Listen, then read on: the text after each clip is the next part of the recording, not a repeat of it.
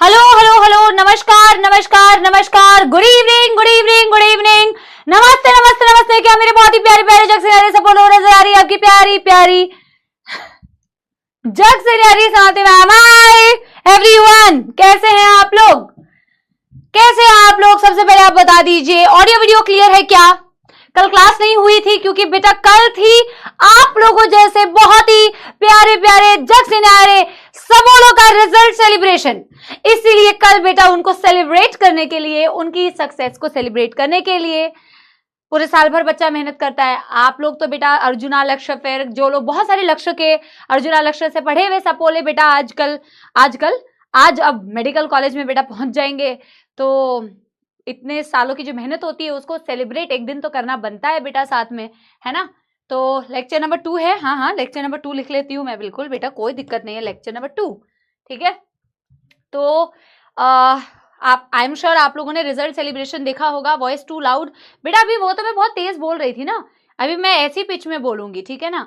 तो यही बात है। हाँ अभी युगल बैठा भी हुआ है, ठीक है ना, युगल भैया बैठे हुए हैं तो वो चेक कर लेंगे, जब तक आपका वॉइस ठीक नहीं होता तब तक वो कहीं नहीं जाएंगे, ओके। तो इसी बात में बेटा मैं ये बोलना चाह रही थी कि यार पानी भेज देना यार। और मैं ये बोलना चाह रही थी कि बहुत अच्छा लगता है जब भी हम आप लोगों से मिलते हैं। इतने सारे अर्जुना और लक्ष्य के बच्चे थे, इतने सारे बच्चे थे कि मैं क्या बताऊं, है ना। और आप लोग भी होंगे बेटा 2027 में, है ना। और कई लोगों को बेटा देखो इतने सारे स्टूडेंट्स थे तो मैं सबको तो बेटा नहीं राइड करवा पाई क्योंकि बच्चों के पास भी इतना टाइम नहीं था, है ना। लेकिन मैं जितना पॉसिबल हो पाया चाय पार्टी और अपने साथ बेटा गाड़ी की राइड दिलाना, मैं जितना कर पाई बेटा, है ना। मिलना सबसे इंपॉर्टेंट होता है कि आप सामने से हमसे मिल रहे हैं, हम आपसे मिल पा रहे हैं और आपको देख पा रहे हैं, आपसे कुछ बातचीत कर पा रहे हैं, बहुत ही आनंद आता है और बहुत ही अच्छा लगता है क्योंकि जो पढ़ाने के बाद जो रियल इम्पैक्ट है वो आपसे मिलके ही महसूस होता है। और मैं यही प्रार्थना करती हूँ कि आप लोग बेटा खूब मेहनत कर पाएं, अर्जुना में भी कंसिस्टेंट रहें और लक्ष्य में भी कंसिस्टेंट रहे और इसी कंसिस्टेंसी के साथ में सीधे मेडिकल कॉलेज में पहुंच जाए, ठीक है।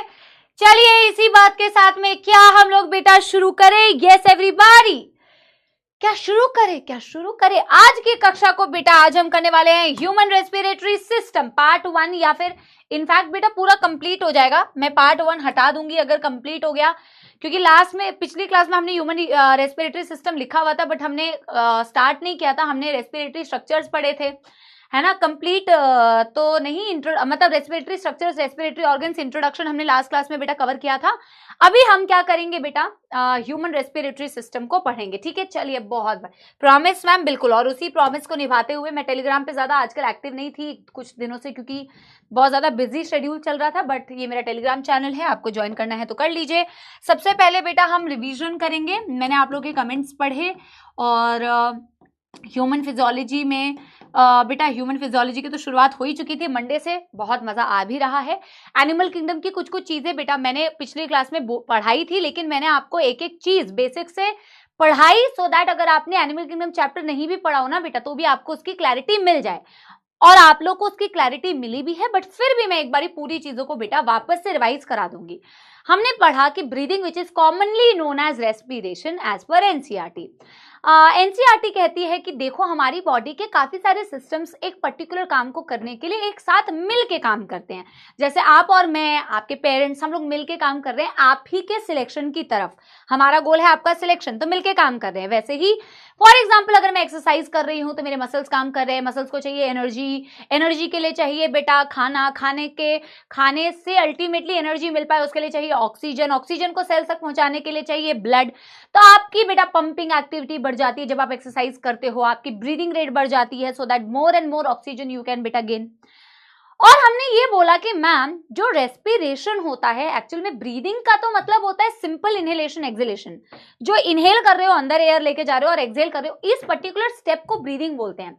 बट रेस्पिरेशन में आप देखते हो there are certain steps involved in respiration, जब अल्टीमेटली तुम्हारी सेल्स जो है बेटा इस ऑक्सीजन के इस्तेमाल से एनर्जी बनाती है, वो लास्ट तक पहुंचते हो तभी वो रेस्पिरेशन कहलाता है। रेस्पिरेशन में पहला स्टेप तुमने पढ़ा ब्रीदिंग होता है। ब्रीदिंग करने के बाद एयर तुम्हारे लंग्स में जाती है, लंग्स में होती है तुम्हारी एल्वियोलाई जो होती है हाईली वैस्कुलर, वहां से डिफ्यूजन होता है, exchange of gases, diffusion of gases. Diffusion का मतलब बेटा movement of air from one region to another region between alveoli and pulmonary capillary. और जब डिफ्यूजन हो जाता है, आपके ब्लड में ऑक्सीजन डिसॉल्व हो जाता है, तो वो ऑक्सीजन बेटा ट्रैवल करते हुए ट्रांसपोर्ट ऑफ गैसेस होती है ब्लड के थ्रू, वो पहुंचता है टिश्यूज के पास। टिश्यूज के पास पहुंचने के बाद वहां पे एक एक्सचेंज होता है, exchange of gases between the blood capillaries. Tissues के पास जो है systemic capillary and tissues, second time diffusion होता है एंड देन लास्ट, इसे लास्ट जो होती है बेटा सेकेंड टाइम डिफ्यूजन होती है। और लास्ट जो स्टेप होता है जहां पे उस ऑक्सीजन के इस्तेमाल से आपकी सेल्स के पास जितना भी बेटा ग्लूकोज, अमीनो एसिड ये सब अवेलेबल है, इसको ब्रेक डाउन करके वो एनर्जी बनाती है। तो लास्ट में ये जो ब्रेक डाउन करके एनर्जी बना रही है ऑक्सीजन के इस्तेमाल से, इसे सेल्यूलर रेस्पिरेशन बोलते हैं। और जो आपकी बेटा एक्सचेंज ऑफ गैसेस हुई सिस्टमिक कैपिलरी और टिश्यूज के बीच में, इसे बेटा बोलते हैं इंटरनल रेस्पिरेशन। और लंग्स और बेटा आपकी ब्लड के बीच में जो एक्सचेंज हुआ उसे बोलते हैं external respiration. Pulmonary ventilation breathing का ही दूसरा नाम है। और मैंने आपसे कहा भी था, जब आप कॉम्प्लेक्स फूड खाते हैं, कार्बोहाइड्रेट खाते हैं, प्रोटीन खाते हैं, फैट्स खाते हैं, इनको आपको सिंपल फॉर्म में कन्वर्ट करना पड़ता है। सिंपल फॉर्म का मतलब होता है ग्लूकोज में कन्वर्ट कर दिया, अमीनो एसिड्स में कन्वर्ट कर दिया, फैटी एसिड्स में कन्वर्ट कर दिया। सेल्स को ये सिंपल फॉर्म ही सेल्स जो है ना अपने अंदर यूज कर पाती है, अपने अंदर एब्जॉर्ब कर पाती है। और सेल्स क्या करती है बेटा, ये सेल्स है, मान लो ये तुम्हारी इंटेस्टाइन की सेल है, तुमने बेटा कॉम्प्लेक्स फूड को सिंपल फॉर्म में कन्वर्ट कर दिया, यहाँ डाइजेस्टिव जूसेस की मदद से सिंपल फॉर्म में कन्वर्ट किया, जैसे कि ग्लूकोज, अमीनो एसिड। फिर ये बेटा ग्लूकोज जो है सेल के अंदर गया। अब सेल के अंदर ये ग्लूकोज बेटा जब टूटेगा किसकी प्रेजेंस में, ऑक्सीजन की प्रेजेंस में, तो बेटा बनती है एनर्जी, CO2 प्लस एनर्जी, यानी कि ATP बनती है। बैलेंसिंग आपने कर ली थी, इसी एनर्जी के लिए तुम्हें चाहिए होता है ऑक्सीजन। फिर हमने बोला कि मैम देखो कौन से ऑर्गेनिज्म के पास कौन सा रेस्पिरेटरी स्ट्रक्चर होगा, ये डिपेंड करेगा कि वो ऑर्गेनिज्म कहाँ रहता है, क्या वो लैंड पे रहता है। दो चीजों पर एक्चुअल में डिपेंड करता है, एक on the basis of level of organisation, दूसरा ऑन द बेसिस ऑफ बेटा हैबिटेट। हैबिटेट मतलब वो कहाँ रह रहा है, क्या वो पानी में रहता है, जैसे मछली जल की रानी, जीवन जिसका पानी, एक्वेटिक है। एक्वेटिक में सिर्फ मछली नहीं आती है बेटा, एक्वेटिक आर्थ्रोपोडा भी आते हैं, एक्वेटिक मोलस्का भी आते हैं, एक्वेटिक एम्फीबियंस भी आते हैं। यूजुअली जो पानी में रहने वाले एनिमल्स होते हैं वो गिल्स का इस्तेमाल करते हैं बेटा, और जो लैंड पे रहने वाले इस्तेमाल होते हैं बेटा वो इस्तेमाल करते हैं लंग्स का। जो गिल्स का इस्तेमाल करते हैं ऐसी रेस्पिरेशन को बोला जाता है ब्रैंकियल रेस्पिरेशन, और जो बेटा लंग्स का इस्तेमाल करते हैं उन्हें बोला जाता है पल्मोनरी रेस्पिरेशन। पल्मोनरी वर्ड हमेशा लंग से एसोसिएटेड होता है। फिर हमने बोला मैम दूसरा बेटा जो डिपेंड करता है किसके पास कौन सा रेस्पिरेटरी स्ट्रक्चर होगा, वो डिपेंड करेगा उनके सेल्स क्या टिश्यू बना चुके हैं, टिश्यू ऑर्गन बना चुके हैं, ऑर्गन सिस्टम बना चुके हैं, यानी उनका लेवल ऑफ ऑर्गेनाइजेशन क्या है। तो एनिमल किंगडम में हम एनिमल किंगडम के अंडर बहुत सारे फाइलम्स पढ़ते हैं। फाइलम पॉरीफेरा, सिलेंट्रेटा जिसे निडेरिया कहते हैं, टीनोफोरा, प्लैटीहेल्मिन्थिस, एस्केहेल्मिन्थिस जिसे हम निमेटोडा भी कहते हैं, एनालिडा, आर्थ्रोपोडा, मोलस्का, हेमिकॉर्डिटा एंड कॉर्डिटा। ये सारे फाइलम्स हमने किंगडम एनिमेलिया में पढ़े। हम पॉरीफेरा से शुरू करते हैं, कॉर्डिटा तक पहुंचते हैं। कॉर्डिटा जो होता है सबसे एडवांस्ड होता है, सबसे कॉम्प्लेक्स होता है, और जो पॉरीफेरा होता है बहुत ही सिंपल होता है। तो ऑब्वियस सी बात है पॉरीफेरा से लेके कॉर्डिटा तक आप जाओगे तो सबकी बॉडी का जो लेवल ऑफ ऑर्गेनाइजेशन है वो अलग होगा। नीचे से शुरू करोगे तो उनमें सबसे simple cellular level of organisation, जिसकी बॉडी में केवल सेल्स है, जिनकी बॉडी में सेल्स ऑर्गेनाइज करके टिश्यू बना देते हैं, उनमें टिश्यू लेवल ऑफ ऑर्गेनाइजेशन होता है। जिनकी बॉडी में टिश्यूज अच्छे से ऑर्गेनाइज करके आपको उनकी बॉडी में ऑर्गन्स दिखेंगे अगर, तो उनको बोला जाता है ऑर्गन लेवल ऑफ ऑर्गेनाइजेशन। और जिनकी बॉडी में ऑर्गन्स ऑर्गेनाइज करके ऑर्गन सिस्टम्स बना लेते हैं, जिनमें तुम्हें प्रॉपर ऑर्गन सिस्टम्स नजर आएंगे, उन्हें बोलते हैं organ system level of organisation. Porifera जो फाइलम था जिसको स्पॉन्जेस भी बोलते हैं, उनमें केवल सेल्यूलर लेवल ऑफ ऑर्गेनाइजेशन था। सिलेंट्रेटा और टीनोफोरा ये दोनों बेटा बहनें हैं, आपको पता है, मैं आपको पढ़ाऊंगी। ये दोनों के ज्यादातर कैरेक्टरिस्टिक्स सेम होते हैं। सिलेंट्रेटा टीनोफोरा के पास होता है tissue level of organisation, Platyhelminthes के पास होता है ऑर्गन लेवल ऑफ ऑर्गेनाइजेशन, एस्केहेल्मिन्थिस से लेके बेटा कॉर्डेटा तक होते हैं ऑर्गन सिस्टम। मैंने आपसे कहा पॉरीफेरा यानी जिनमें सेल्यूलर था, जिसमें टिश्यू था, जिसमें ऑर्गन था। इनफैक्ट एस्केहेल्मिन्थिस जिसमें ऑर्गन सिस्टम था, इन सब के बेटा बॉडी वॉल से एयर डिफ्यूज हो जा रही है भाई। इनकी simple diffusion across body wall हो रही है, ऑक्सीजन आया CO2 चला गया, simple diffusion across body wall. इसके आगे मैंने तुम्हें बताया एनालिडा का एक एग्जांपल, जैसे उसमें होता है अर्थवर्म, वो अपनी क्यूटिकल, मॉइस्ट क्यूटिकल से बेटा एक्सचेंज करता है, ब्रीदिंग करता है। फिर आपने बेटा पढ़ा आर्थ्रोपोडा, उनमें अलग अलग स्ट्रक्चर्स होते हैं, उनमें गिल्स भी हो सकता है, उनमें बुक गिल्स भी हो सकता है, बुक लंग्स भी हो सकते हैं और ट्रेकियल सिस्टम भी हो सकता है। इन स्ट्रक्चर्स के बारे में पीएचडी नहीं करनी है। फिर हमने पढ़ा मॉल्यूस्का, मॉल्यूस्का में फेदर लाइक गिल्स होते हैं। फिर हमने पढ़ा बेटा एकाइनोडर्मिटा, मैंने कहा था बेटा उस बीच तक पहुंचने के लिए इस बीच से निकलना पड़ेगा, याद आ रहा है सब बोलो, याद आ रहा है? तो बेटा उस बीच में मैंने कहा था कि स्टारफिश मिलती है, कभी बीच पे कभी गए होगे ना बेटा तो दिखेगा स्टारफिश। और तुम्हें यूट्यूब भी करने के लिए कहा था कि तुमने तो किया नहीं होगा बेटा, रीले देखने लग गए होगे। 2 फीट दिखती है इतनी अच्छी बेटा, स्टारफिश एकाइनोडर्म फाइलम से बिलोंग करता है, उसमें 2 फीट होती है फॉर रेस्पिरेशन, फॉर ब्रीदिंग। और हेमिकॉर्डेटा में गिल्स होते हैं और कॉर्डेटा में तो बेटा अलग अलग वर्टिब्रेट्स है कॉर्डेटा के अंदर। Fish is a vertebrate, amphibia, reptilia, aves and mammals. तो reptile, aves, mammals mostly lungs, amphibians buccal cavity, gills and lungs, है ना। और बेटा मछली जल की रानी गिल्स। ये हो गया आपका समाप्ति एक्सप्रेस। पता है मेरा गला बहुत दर्द कर रहा है, कल मैंने सेलिब्रेशन में बहुत बेटा ओ हो कर लिया है, ठीक है ना।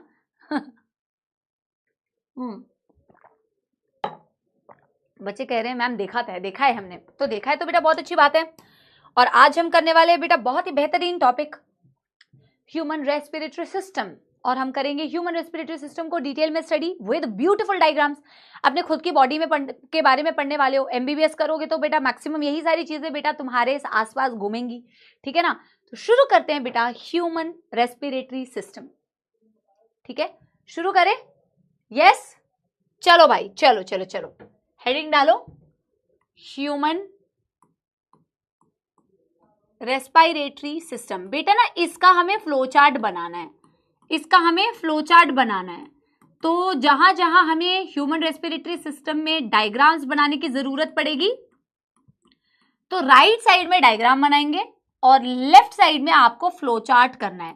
क्या आपको कॉपी को लैंडस्केप में करने की जरूरत है? नहीं, आप जैसे कॉपी को नॉर्मल पोर्ट्रेट में कर रहे हैं बिल्कुल नॉर्मल पोर्ट्रेट में ही आप करिए, आपको लैंडस्केप में करने की जरूरत नहीं है, नॉर्मल पोर्ट्रेट करना है, ठीक है ना, नॉर्मल पोर्ट्रेट करना है। मुझे डायग्राम बनाना हुआ तो बेटा मैं राइट साइड में डायग्राम बना लूंगी, ज्यादा बड़े बड़े डायग्राम अभी नहीं है, जब मैं लंग्स का डायग्राम बनाऊंगी तो थोड़ा बड़ा डायग्राम बनेगा, अभी तो छोटे छोटे डायग्राम्स बनाने हैं और फ्लो चार्ट में चीजों को कवर करना है। शुरू करें? Very excited ma'am? यस। क्या अर्थवम सिलेबस में नहीं है? नहीं, नीट के सिलेबस में अर्थवम नहीं है, ठीक है ना। देखो ह्यूमन रेस्पिरेटरी सिस्टम स्टार्ट होता है एक्सटर्नल नॉस्ट्रिल, 1 2 3 4 करके कर सकते हो। It starts with 1 pair of external nostrils. External nostrils को एक्सटर्नल नेयर्स भी कहते हैं। नॉस्ट्रिल्स बोल लो या नेयर्स बोल लो, सेम थिंग। क्या ये आप लोग बेटा देख पा रहे हैं अपने external nostrils? These are your external nostrils, इन्हीं को बोला जाता है एक्सटर्नल नेयर्स। और ये एक्सटर्नल नॉस्ट्रिल्स आपके अपर लिप के ऊपर मौजूद है, और अपर लिप के ये होल्स को मैं बोल रही हूँ एक्सटर्नल नॉस्ट्रिल्स या एक्सटर्नल नेयर्स। इसके बाद ये जो बेटा ये जो अंदर आता है, जो भी पैसेज कहते हैं, इसे नेजल पैसेज कहते हैं, जो बीच में दीवार है, सेप्टम है ना। अब मैं बेटा उंगली थोड़ी डाल के दिखाऊंगी तुम्हें लाइव क्लास में, देख पा रहे हो ना, ये जो सेंटर पे है दीवार अंदर उसे कहते हैं सेप्टम, और ये जो पूरा अंदर का एरिया है उसे पैसेज कहते हैं, नेजल पैसेज। तो ये एक्सटर्नल नॉस्ट्रिल्स है और अंदर बेटा नेजल पैसेज है, ठीक है ना। 1 पेयर ऑफ एक्सटर्नल नॉस्ट्रिल्स का क्या काम होता है? एयर यहीं से बेटा अंदर मूव करती है, एयर यहीं से अंदर मूव करती है। क्या मेरी बात समझ में आ रही है बेटा? क्या मेरी बात समझ में आ रही है? Yes yes. तो बेटा जी इसके बारे में एक दो पॉइंट, जिसके बारे में एक दो पॉइंट्स लिखने हैं ना, हम साइड में लिखते रहेंगे। This is called as, this is बेटा 1 pair, this is 1 pair of external nostrils. External nostrils के बाद बेटा नेजल पैसेज से ओपन होता है नेजल चेंबर। नेजल पैसेज से ही होता हुआ जो चेंबर ओपन होता है, मैं डायग्राम में भी दिखाऊंगी, उसे कहा जाता है नेजल चेंबर। मैं डायग्राम बनाती हूँ, राइट साइड में आप डायग्राम बना सकते हो, आप राइट साइड में डायग्राम बना सकते हो।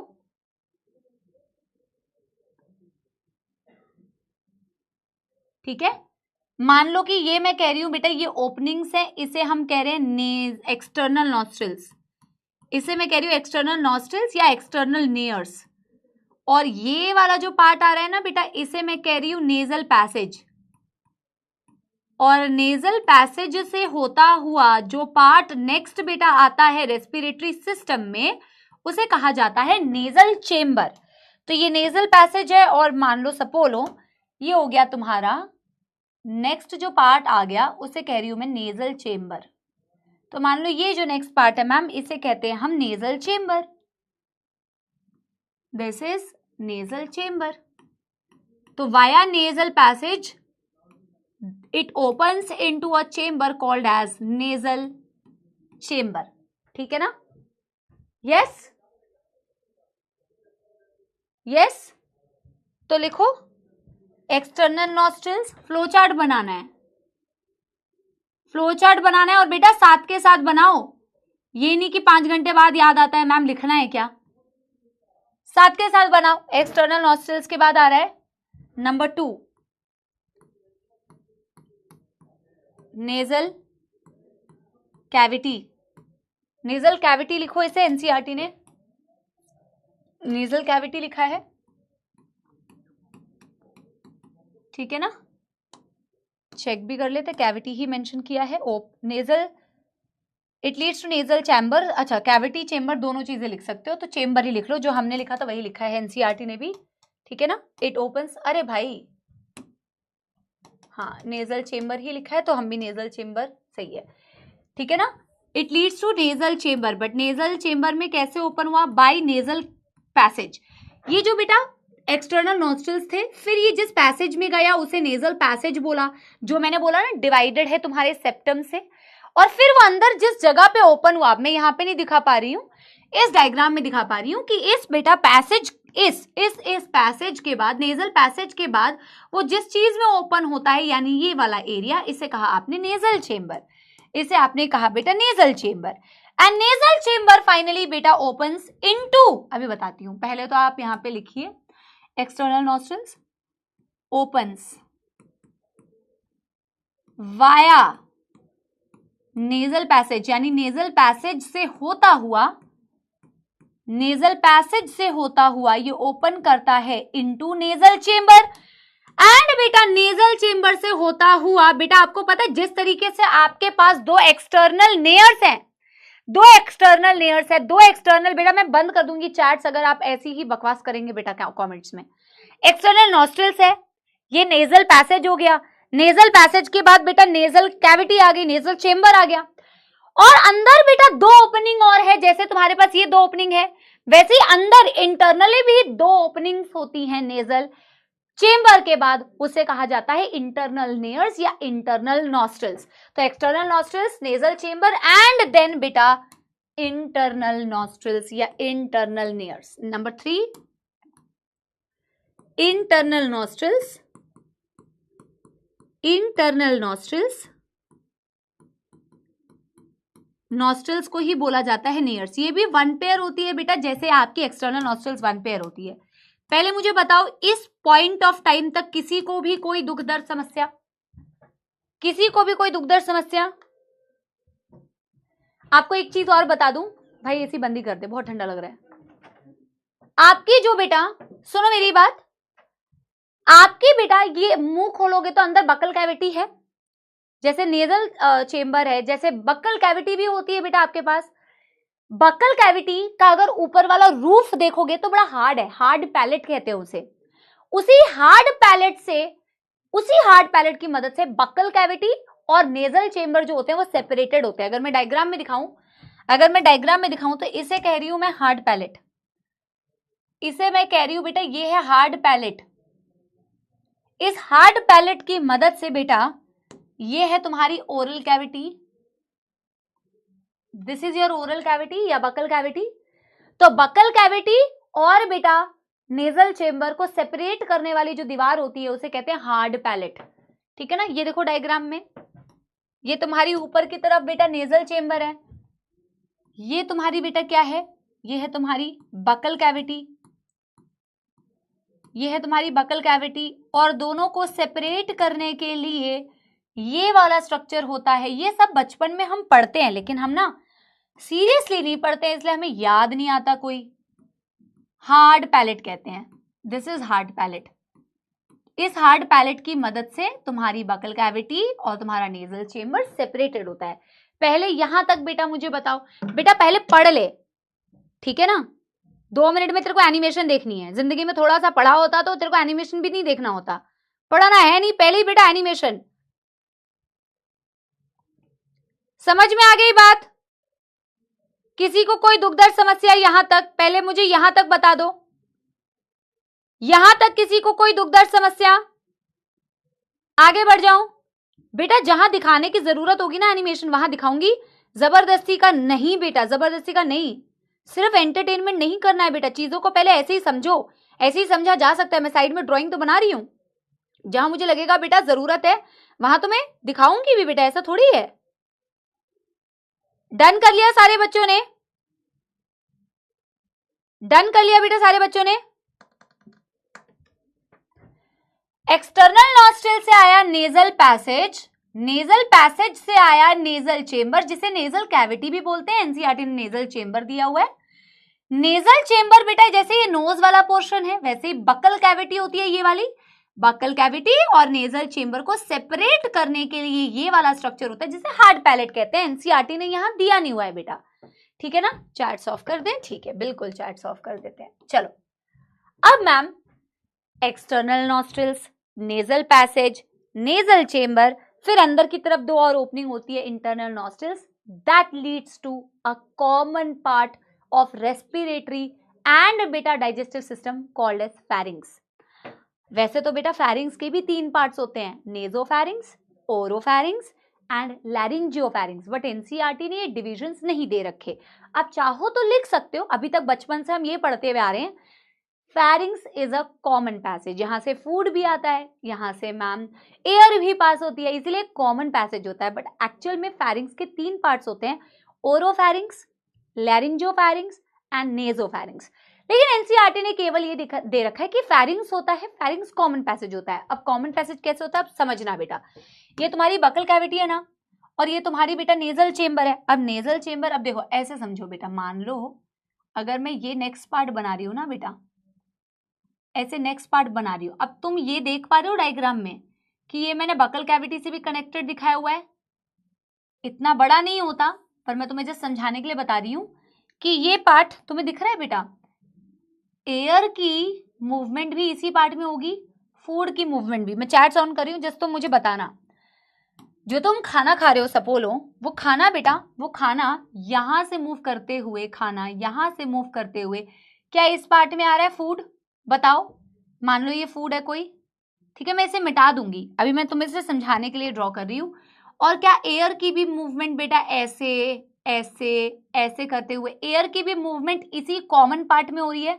इस कॉमन पार्ट को बोला जाता है फेरिंग्स। ये एक ऐसा पार्ट है जो तुम्हारे बकल कैविटी से भी कनेक्टेड है, तुम्हारे नेजल चेंबर से भी कनेक्टेड है, common passage for food as well as air. Diagram से दिख रहा है ना, इसीलिए डायग्राम बनाना जरूरी है ना। वेरी गुड यार, शाबाश, शानदार, क्या रेस्पॉन्स है बेटा, बहुत ही बढ़िया, बहुत ही बढ़िया, बहुत ही बढ़िया, ठीक है ना। चलो इसको बनाते हैं, इसको यहाँ पे बेटा लेबल करते हैं। मेरा गला बहुत दर्द कर रहा है यार, बहुत बहुत बहुत दर्द कर रहा है सही में। मेरा बहुत टाइम के बाद गला दर्द हुआ है, बहुत टाइम के बाद। यूजुअली मेरा बहुत फ्रीक्वेंटली गला दर्द होता था, अभी तो यार आज बैंड ही बज गई है। तुमसे पहले भी एक क्लास थी और अब लग रहा है क्लास लेने के बाद मेरी आवाज ही नहीं निकलेगी। तो यहाँ पे मैं लिख रही हूँ बेटा, इंटरनल नॉस्ट्रल्स के बाद क्या आया? इंटरनल नॉस्ट्रल्स के बाद आया फेरिंग्स। Number 4 pharynx. फेरिंग्स के बाद, फेरिंग्स के बारे में एक पॉइंट लिख लो बस, it is a common passage, it is a common passage for food, for food as well as air, for food as well as air, ठीक है। बकल कैविटी, नेजल चेंबर, दोनों को सेपरेट करने के लिए हार्ड पैलेट, यहां आ गया pharynx, pharynx common passage हो गया बेटा। अब एक बहुत बेहतरीन कंसेप्ट, बहुत बेहतरीन कॉन्सेप्ट, तुम्हारे पास 2 पाइप्स होती हैं बेटा, यहां इस एरिया में, इस पर्टिकुलर सेगमेंट में एक होती है जिससे तुम्हारा फूड पाइप पास होता है, जिससे कहते हो तुम फूड पाइप। एक होता है जिससे तुम्हारी एयर पास होती है, जिससे कहते हो विंड पाइप यानी कि ट्रेकिया। मैं इसी डायग्राम में दिखा रही हूं वैसे, क्योंकि फेरिंग्स तो कॉमन पार्ट है मैम, फेरिंग्स तो कॉमन पार्ट है। एक्चुअल में यहीं से तुम्हें ये दोनों पाइप दिखती हैं बेटा, देख रहे हो? अब मैं बनाने जा रही हूं ऐसे ऐसे। अब मैं तुमसे ना पूछूंगी, क्योंकि ये बचपन वाली चीजें हैं, बट मैंने बोला ना बचपन वाली चीजें हम अच्छे से पढ़ते ही नहीं है। तो हम अगर अच्छे से पढ़ते नहीं है तो हम बेटा भूल जाते हैं या हमारे कंसेप्ट क्लियर नहीं होते। तुम्हें मैंने 2 पाइप्स बना के बताई है। एक मैंने बना के बताई है फूड पाइप, इसोफेगस कहते हैं। एक मैंने तुम्हें बना के बताई है विंड पाइप, जिसे ट्रेकिया कहते हैं। ट्रेकिया भी फेरिंग्स में ओपन हो रहा होता है और इसोफेगस भी फेरिंग्स में ओपन हो रहा होता है। तो मुझे बताओ, ये इस आदमी का, सपोले या सपोली का, ये वेंट्रल साइड है ना, तुम्हारा ये वेंट्रल साइड होता है बेटा। मैं कई बार बता चुकी हूं। तुम्हारा कोई पूछे वेंट्रल साइड क्या है, ये तुम्हारा वेंट्रल साइड है। तुम्हारा कोई पूछे डॉर्सल साइड क्या है, तो ये तुम्हारा डॉर्सल साइड है, ये तुम्हारा डॉर्सल साइड है। अब मेरा तुमसे क्वेश्चन ये है कि बेटा फूड पाइप वेंट्रल साइड पे होती है या इसोफेगस वेंट्रल साइड पे होती है? कौन सी पाइप वेंट्रल साइड पे होती है ये बताओ। एपिग्लॉट, अरे नालायक, अभी एपिग्लॉटिस कहाँ से आया? अरे सपोले, पढ़ाऊंगी मैं अभी एपिग्लॉटिस। एपिग्लॉटिस कहाँ से तुम बेटा अपना, मतलब मैं तुमसे पूछ रही हूं कौन सी वेंट्रल कौन सी डॉर्सल, एपिग्लॉटिस। हमें एपिग्लॉटिस पता है मैम, आउट ऑफ नोवेयर। हाँ, इंटरव्यूअर तुमसे कोई क्वेश्चन पूछेगा, तुम अपने ही मन से बेटा नहीं, मुझे व्हाट इज योर नेम, यार नाम तो नहीं पता है but I live in West Bengal. हाँ, आपकी विंड पाइप, और तुम क्या ये फील भी कर पाते हो ये विंड पाइप को, यहाँ कार्टिलेजिनस रिंग्स, सी शेप कार्टिलेजिनस रिंग्स को फील कर पाते हो? करो बेटा, अगर फील नहीं कर पाते कुछ तो फील कर लो बेटा जिंदगी में। हाँ, तुम्हारी जो फूड पाइप होती है वो डॉर्सल साइड पे होती है। डॉर्सल मतलब ये नहीं है कि एकदम डॉर्सल हो गई भाई, कंपैरेटिवली मैं पूछ रही हूँ, कंपैरेटिवली मैं पूछ रही हूँ। ऐसा थोड़ी है कि तुम्हारी रीढ़ की हड्डी जहां है वहां तुम्हारी इसोफेगस है, नहीं भाई। मेरे कहने का मतलब है ट्रेकिया जो होती है वो तुम्हारी वेंट्रल होती है, ट्रेकिया वाली ट्यूब तुम्हारी वेंट्रल होती है, और ट्रेकिया के पीछे की तरफ होती है तुम्हारी इसोफेगस। ऐसे है, ट्रेकिया इज वेंट्रल, ट्रेकिया को हटाऊंगी तो मिलेगा तुम्हारा इसोफेगस। अगर इन दोनों को कंपेयर किया जाए तो आपकी trachea is ventral, oesophagus is dorsal. समझ में आ गई बात? यस, यहाँ पे लिख लेते हैं सपोलो। कंसेप्चुअली चीजों को समझना होता है बेटा, सिर्फ रटना नहीं है, ठीक है ना। ह्यूमन फिजियोलॉजी तो खासकर की ये सारी चीजें तुम्हें आगे काम भी आएगी। इसे कहते हैं इसोफेगस। मैम ये बॉडी का डॉर्सल साइड है, ये डॉर्सली मौजूद होता है। और मैम इधर पे ये जो ट्रेकिया है, बोला नहीं जा रहा यार क्या करूं, ये जो ट्रेकिया है विंड पाइप है, ये वेंट्रली मौजूद होता है, ये वेंट्रली मौजूद होता है, ठीक है। आगे देखो, अब बच्चा कह रहा है आगे ट्रेकिया पीछे इसोफेगस। अरे यार फिर आगे पीछे ही अगर बोलेगा तो डॉर्सल वेंट्रल मैंने क्यों समझाया सपोले? इसलिए समझाया कि आगे पीछे नहीं बोलने का है, डॉर्सल वेंट्रल बोलने का है mister doctor, future doctor. Ventral and dorsal word इस्तेमाल करने का है, आगे पीछे वर्ड यूज करने का नहीं है, ठीक है ना। लैरिंग्स क्या है चांद बेटा? लैरिंग्स वही है जिसका बेटा, जिसमें मैम को दर्द हो रहा है बेटा, sound box, very very paining बेटा, too much paining, it pains, ठीक है। अभी बताती हूं मैं। वेयर इज लैरिंग्स, एक बच्चे ने कहा वेयर इज लैरिंग्स, लिख रहा है वेयर इज लैरिंग्स, ये लिखा है वेयर इज लेरिंग्स। बेटा लैरिंग्स तो मुझे पता है, लैरिंग्स पता नहीं कहाँ है भाई। मैम यार घर जाके अब बेटा जो भी होगा होगा, अभी क्लास लेने के लिए आई हूँ, एटलीस्ट क्लास लेके जाती हूँ। अरे है ना, अंडू भी नहीं हो रहा है, क्या बात है, ये अंडू हो जा रहा है, देखना, वाह अलग ही चीज हुई।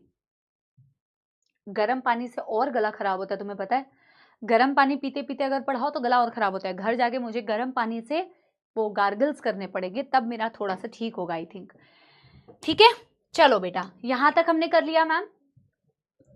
एक्सटर्नल नॉस्ट्रल्स या एक्सटर्नल नेयर्स 1 पेयर होती है, वहां से बेटा नेजल चेंबर बाया नेजल पैसेज। इंटरनल नॉस्ट्रल्स हो गई, फेरिंग्स हो गई कॉमन पैसेज, यानी कि ma'am pharynx eventually wind pipe में, हम क्योंकि रेस्पिरेटरी सिस्टम पढ़ रहे हैं तो हम ट्रेकिया की ही बात करेंगे, हम इसोफेगस की बात नहीं करेंगे, ठीक है ना, हम ट्रेकिया की बात करेंगे। लेकिन डायरेक्टली ट्रेकिया में ओपन नहीं होता, पहले आपका जो फेरिंग्स होता है ये it leads to the part called as larynx. ये पहले लैरिंग्स को लीड करता है। लैरिंग्स आपके विंड पाइप के ऊपर मौजूद होता है, इसका मैं अलग से अभी डायग्राम बनाऊंगी, ठीक है ना। तो फेरिंग्स के बाद जो नेक्स्ट पार्ट आता है ना ma'am, that is the voice box. जो बच्चा पूछ रहा था ना लेरिंग्स, दैट इज बेटा द वॉइस बॉक्स। फेरिंग्स के बाद नंबर 5 आता है, चार्ट्स ऑफ कर देती हूँ सब बोलो, ठीक है ना। फेरिंग्स के बाद आता है बेटा लैरिंग्स। लैरिंग्स, लैरिंग्स को कहा जाता है साउंड बॉक्स। लैरिंग्स को कहा जाता है सपोलो साउंड बॉक्स। अब मैम मैं आपको समझाती हूँ बेटा, पहले इसके बारे में 2-3 पॉइंट्स हमें लिखने हैं। लैरिंग्स मेड अप ऑफ, पहले तो इसको कहते क्या है, it is called as sound box या वॉइस बॉक्स। साउंड या voice box made up of 9 cartilages, made up of 9 cartilages. One of its cartilage is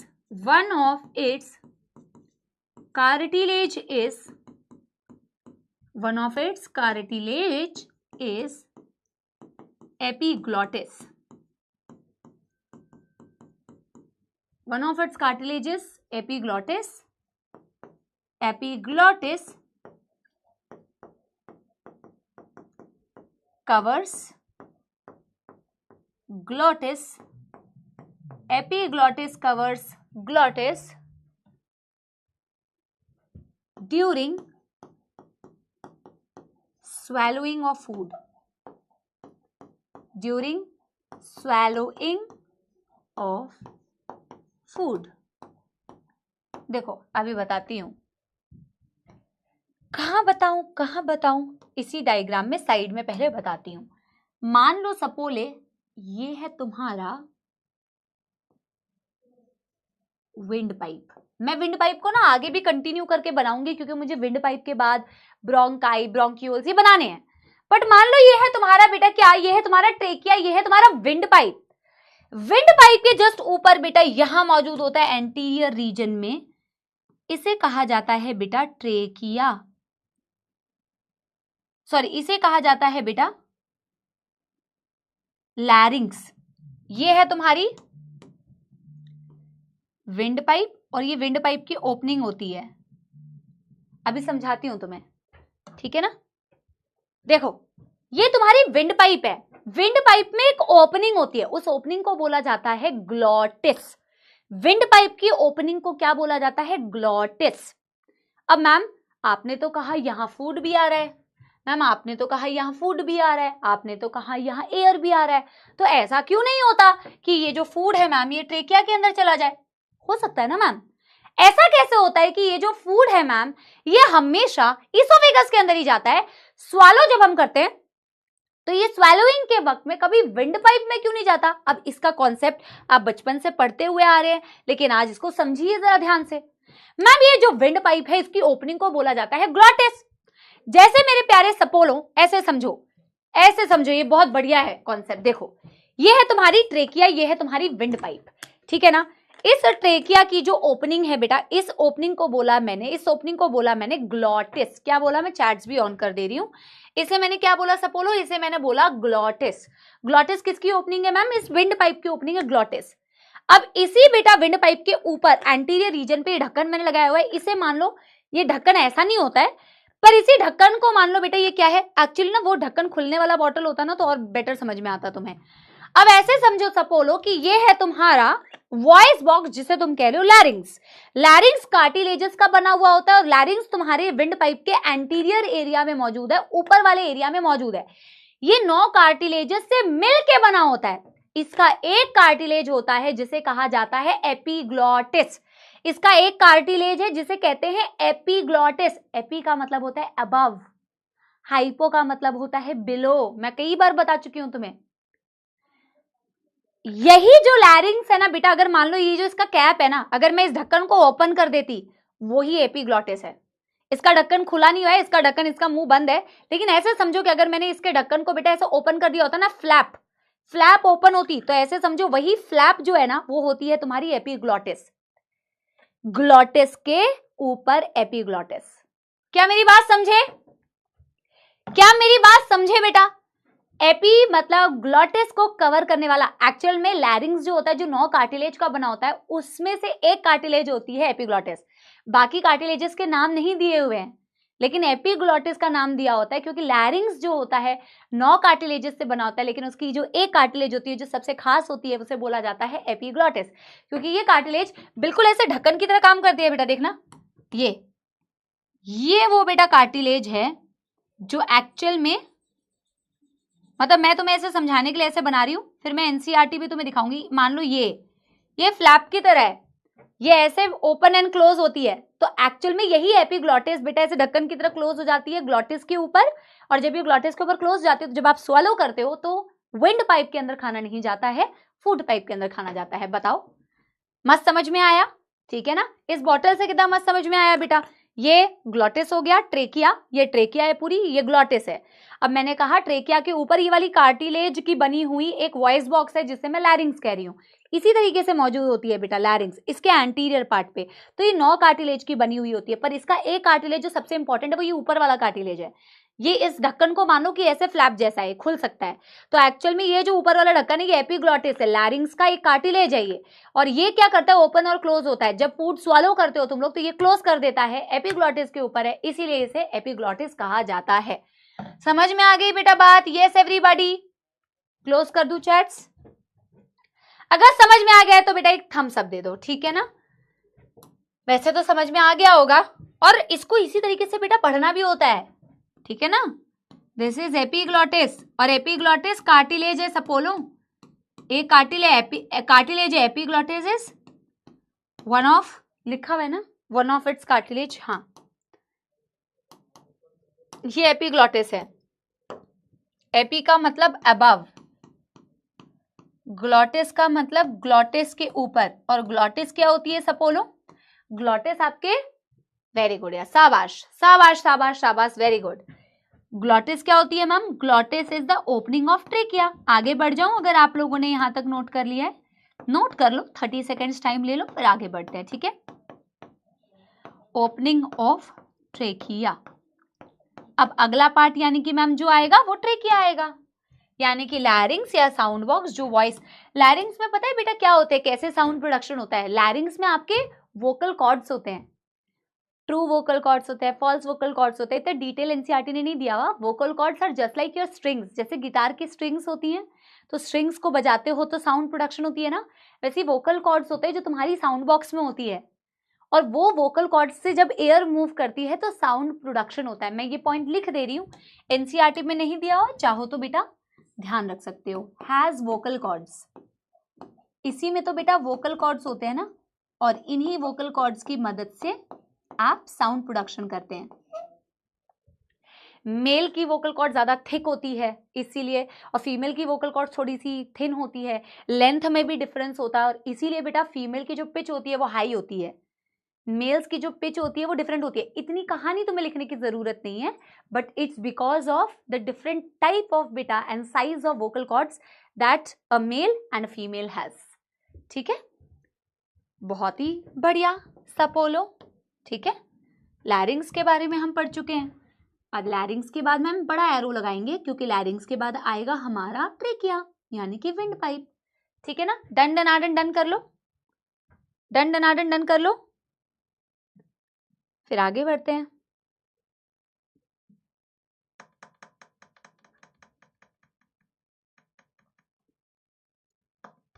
done हो गया सारे बच्चों का?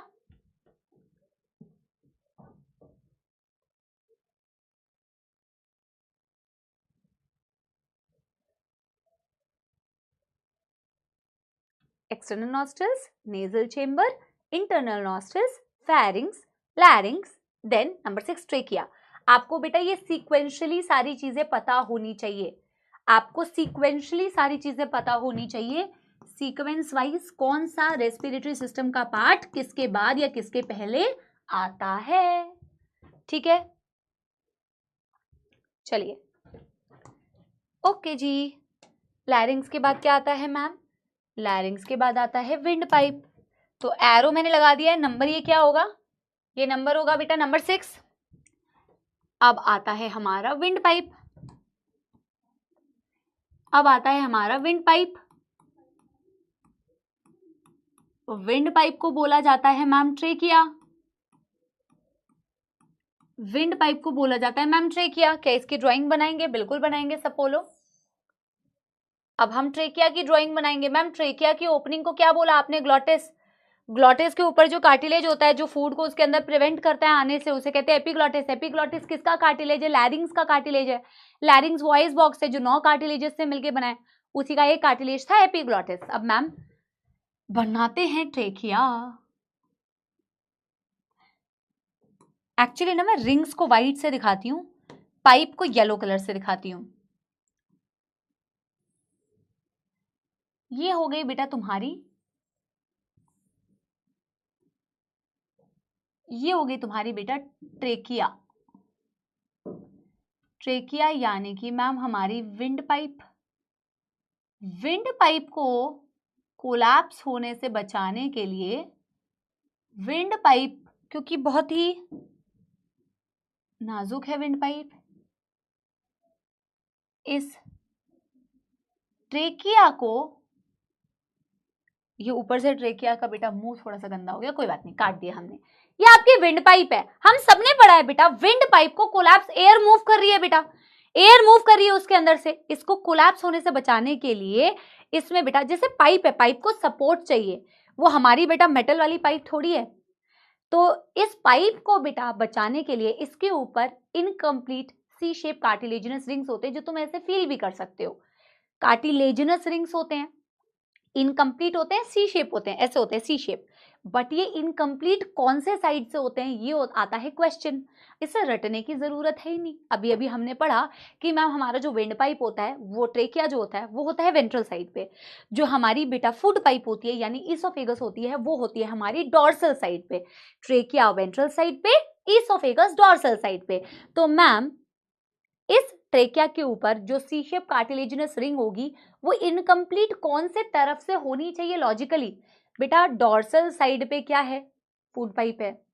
अब सी शेप कार्टिलेजिनस रिंग्स क्या होती है? वेंट्रल साइड से कंप्लीट होती है, डॉर्सल साइड से क्योंकि ईसोफेगस मौजूद होता है।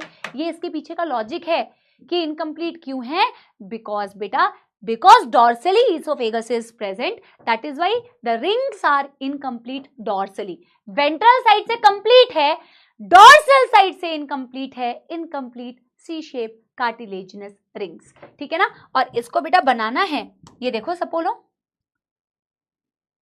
ये रहे रिंग्स, ये रहे rings,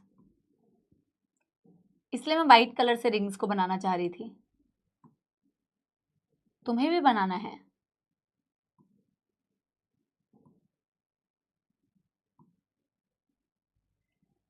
So this is C-shaped cartilaginous rings, cartilaginous rings, and these are beta incomplete,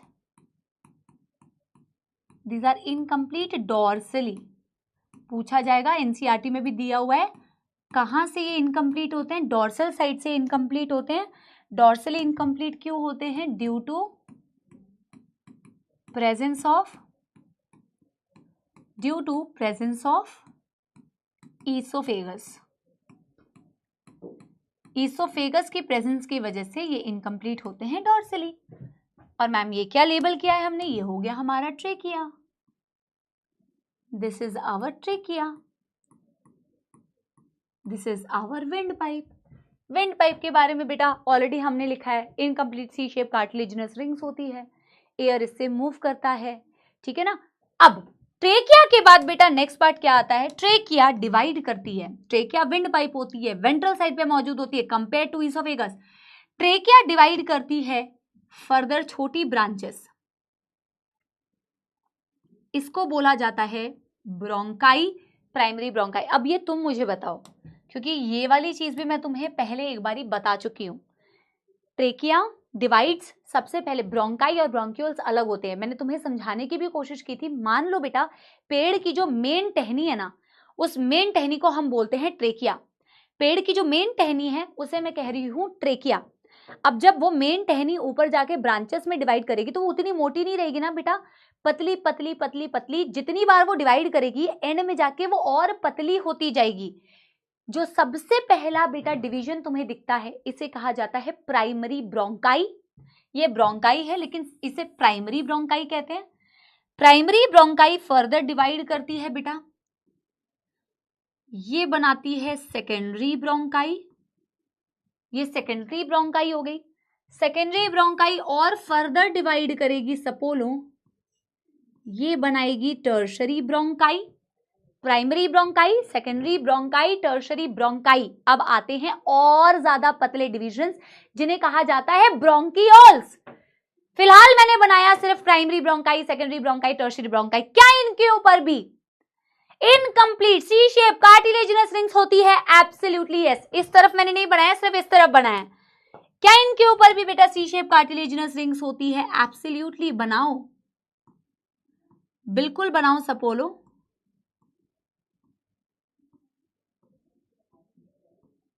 incomplete C shape cartilaginous rings इनके ऊपर भी होती है, इनके ऊपर भी होती है।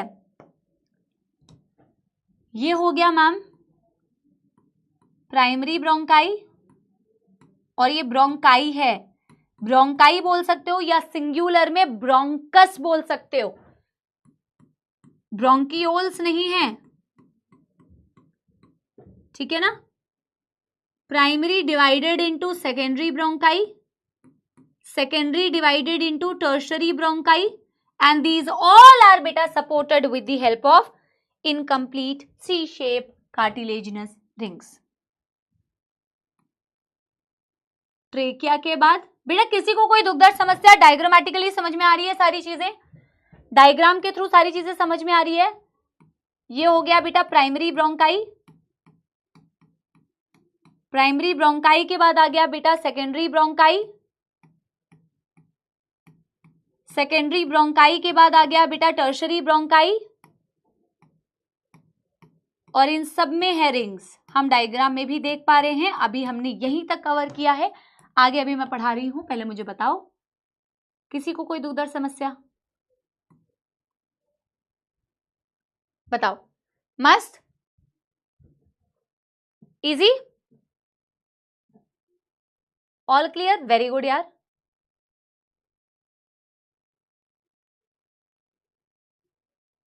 Understanding clearly, very good, very good, very good. These all have beta, all has cartilaginous rings. अभी कहां तक cartilaginous rings जाती है ये मैं आपको बताती हूँ। एनसीईआरटी ने कहीं कहीं पे कुछ कुछ बातें इनकम्प्लीट लिखी हुई है, लेकिन आपको बेटा डिटेल में अच्छी तरीके से पढ़ना है। इन डेप्थ भी कोई कंसेप्चुअल क्वेश्चन आता है तो आपका गलत नहीं होना चाहिए, ठीक है ना। अब बेटा ब्रोंकाई आगे जाके डिवाइड करती है इनटू ब्रोंकियोल्स।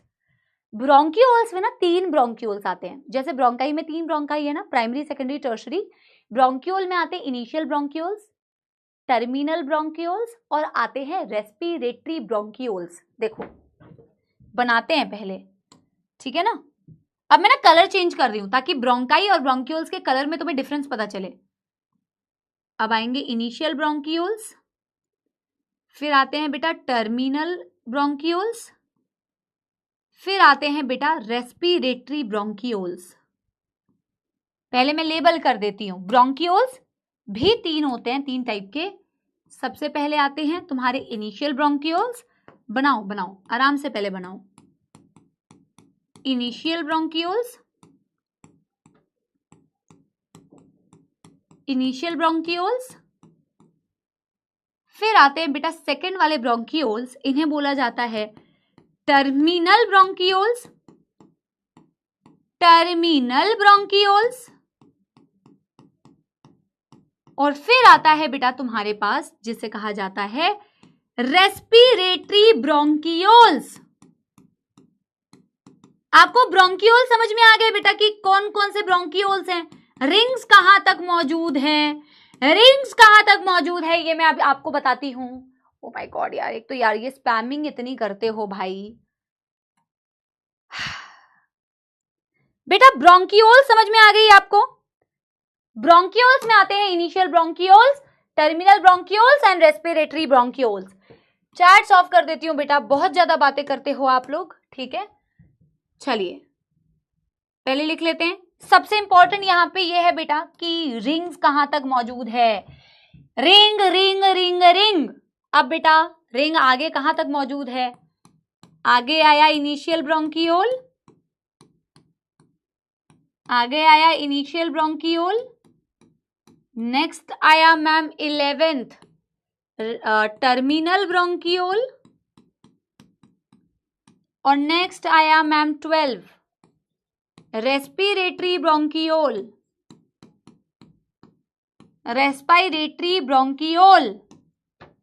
रिंग्स कहां तक प्रेजेंट है, इनिशियल के बाद टर्मिनल के बाद रेस्पिरेटरी ब्रोंकियोल। अब मैम रिंग्स बनाते हैं जरा।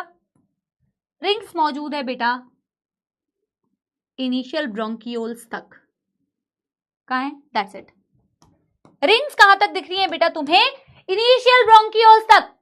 The incomplete C shape cartilaginous ring starts from the trachea, trachea, primary bronchi, secondary bronchi, tertiary bronchi and bronchioles तक रिंग मौजूद होती है अप टू इनिशियल ब्रोंकियोल। तो मैं यहां पे बेटा लिख भी दूंगी कार्टिलेजिनस रिंग्स, कार्टिलेजिनस रिंग्स। कोई दुखदर समस्या तो नहीं, डायग्राम में भी तुम्हें क्लियरली दिख रहा है, डायग्राम में भी तुम्हें क्लियरली दिख रहा है। और आगे अगर मैं तुम्हें बता दूं बेटा रेस्पिरेटरी ब्रोंकियोल से आती हैं। अब मैं डायग्राम में नेक्स्ट पेज में दिखाऊंगी, पहले मैं बनवा लेती हूं फिर मैं नेक्स्ट पेज में बताऊंगी। इसके बाद आता है बेटा एल्वियोलर डक्ट, एल्वियोलर डक्ट्स, और फिर आती है एल्वियोलाई। एल्वियोलाई कहां मौजूद होती है, एल्वियोलाई लंग्स में मौजूद होती है, जिसका डिटेल स्ट्रक्चर अभी हम बनाएंगे। फिलहाल मुझे बताओ इतने फ्लो चार्ट में कोई समस्या, यहां इस फ्लो चार्ट में किसके बाद कौन सा पार्ट आया इसको समझने में किसी को कोई प्रॉब्लम, रिंग्स कहां तक मौजूद होती है इसको समझने में कोई प्रॉब्लम, जितने भी पार्ट्स मैंने अभी तक बताए हैं उनका फंक्शन बताया है उसमें कोई प्रॉब्लम। अभी मैं तुम्हें बताऊंगी बेटा पूरे इस ट्रैक्ट को तुम दो पार्ट्स में डिवाइड करते हो। एक पार्ट होता है जिसे तुम बोलते हो कंडक्टिंग जोन, और एक पार्ट होता है जिसे तुम बोलते हो एक्सचेंज जोन या रेस्पिरेटरी जोन। उसके बारे में बताऊंगी। क्या हुआ, चैट्स ऑन नहीं हुए? अच्छा चलो चलो पहले यहां तक बताओ बेटा, किसी को कोई दुखदर समस्या?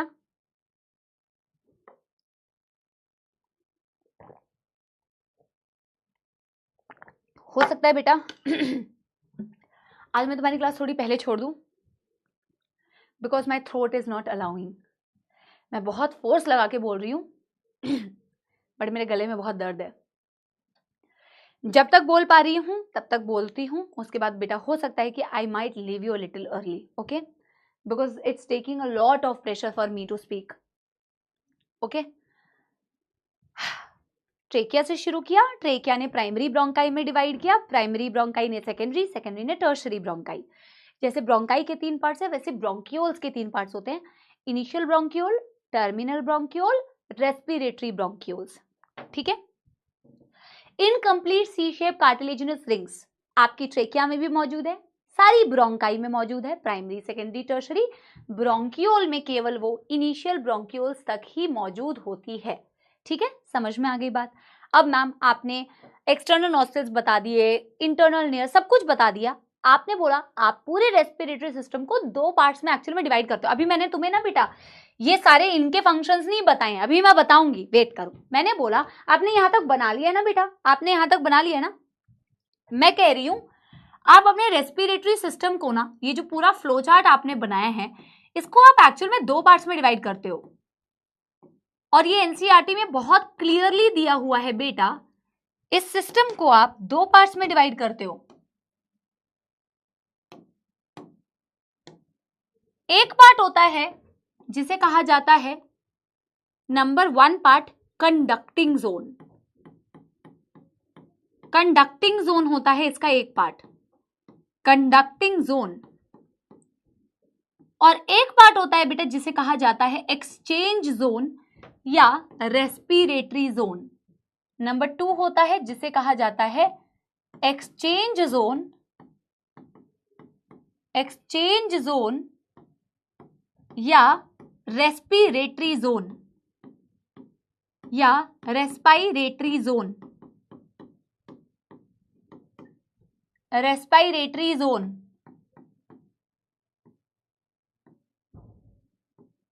अच्छा, तुम्हें इसके नाम से क्या समझ में? हाँ हाँ, ये नोट करना है, ये बिल्कुल नोट करना है।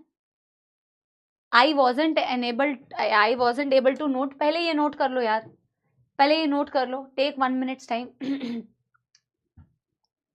जिसने ये नोट नहीं किया बेटा, मैं 1 मिनट का टाइम दे रही हूँ, फटाफट से ये नोट कर लो, फिर हम आगे बढ़ेंगे, फिर उसको नोट करना। How many rings are present बेटा? भाई तू इतना याद कर ले।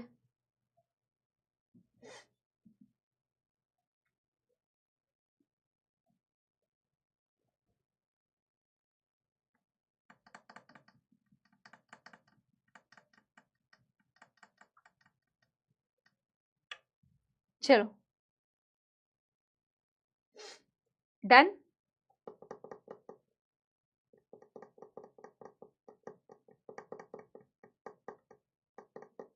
मैंने बोला तुम्हारे पूरे रेस्पिरेटरी सिस्टम को तुम 2 पार्ट्स में डिवाइड कर सकते हो। बेटा तुमको इनके नाम से कुछ समझ में आ रहा है कि कंडक्टिंग जोन क्यों बोलते होंगे, या एक्सचेंज जोन क्यों बोलते होंगे, या रेस्पिरेटरी जोन क्यों बोलते होंगे? बताओ।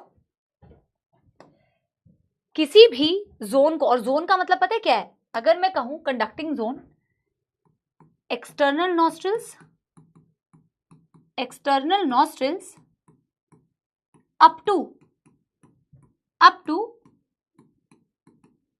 टर्मिनल ब्रोंक्यूल, टर्मिनल ब्रोंक्यूल तक का जितना भी एरिया है उसे तुम बोलते हो बेटा conducting zone. External nostrils, nasal बेटा passage, nasal chamber, internal nostrils, pharynx, larynx, trachea, primary bronchi, secondary bronchi, tertiary bronchi, initial bronchiole, terminal bronchiole, यहां तक का जो एरिया होता है उसे कंडक्टिंग जोन कहते हैं। उसे air conduct, because air is conducted, because air is passage. Exchange zone for the exchange of air, carrier of gas. Very very good, बिल्कुल एकदम अप्रोप्रिएट आंसर दिया आपने, एक्चुअल में वही रीजन होता है। और बेटा एक्सचेंज जोन अगर तुम देखोगे, इट स्टार्ट्स फ्रॉम बेटा रेस्पिरेटरी ब्रोंक्यूल्स। एनसीईआरटी ने ना रेस्पिरेटरी ब्रोंक्यूल्स मेंशन नहीं किए हुए डायरेक्टली, बट आपको पढ़ने हैं। एनसीईआरटी ने सिर्फ इनिशियल ब्रोंक्यूल्स और टर्मिनल ब्रोंक्यूल्स दिया हुआ है। ब्रोंक्यूल्स में उन्होंने रेस्पिरेटरी ब्रोंक्यूल्स दिया नहीं हुआ है, लेकिन आपको पढ़ना है क्योंकि इनडायरेक्टली आगे मेंशन भी है, एल्वियोलर डक्ट भी मेंशन है। और एक्सचेंज जोन में आता है बेटा respiratory bronchioles up to alveoli, यानी कि respiratory bronchioles, alveolar duct and alveoli.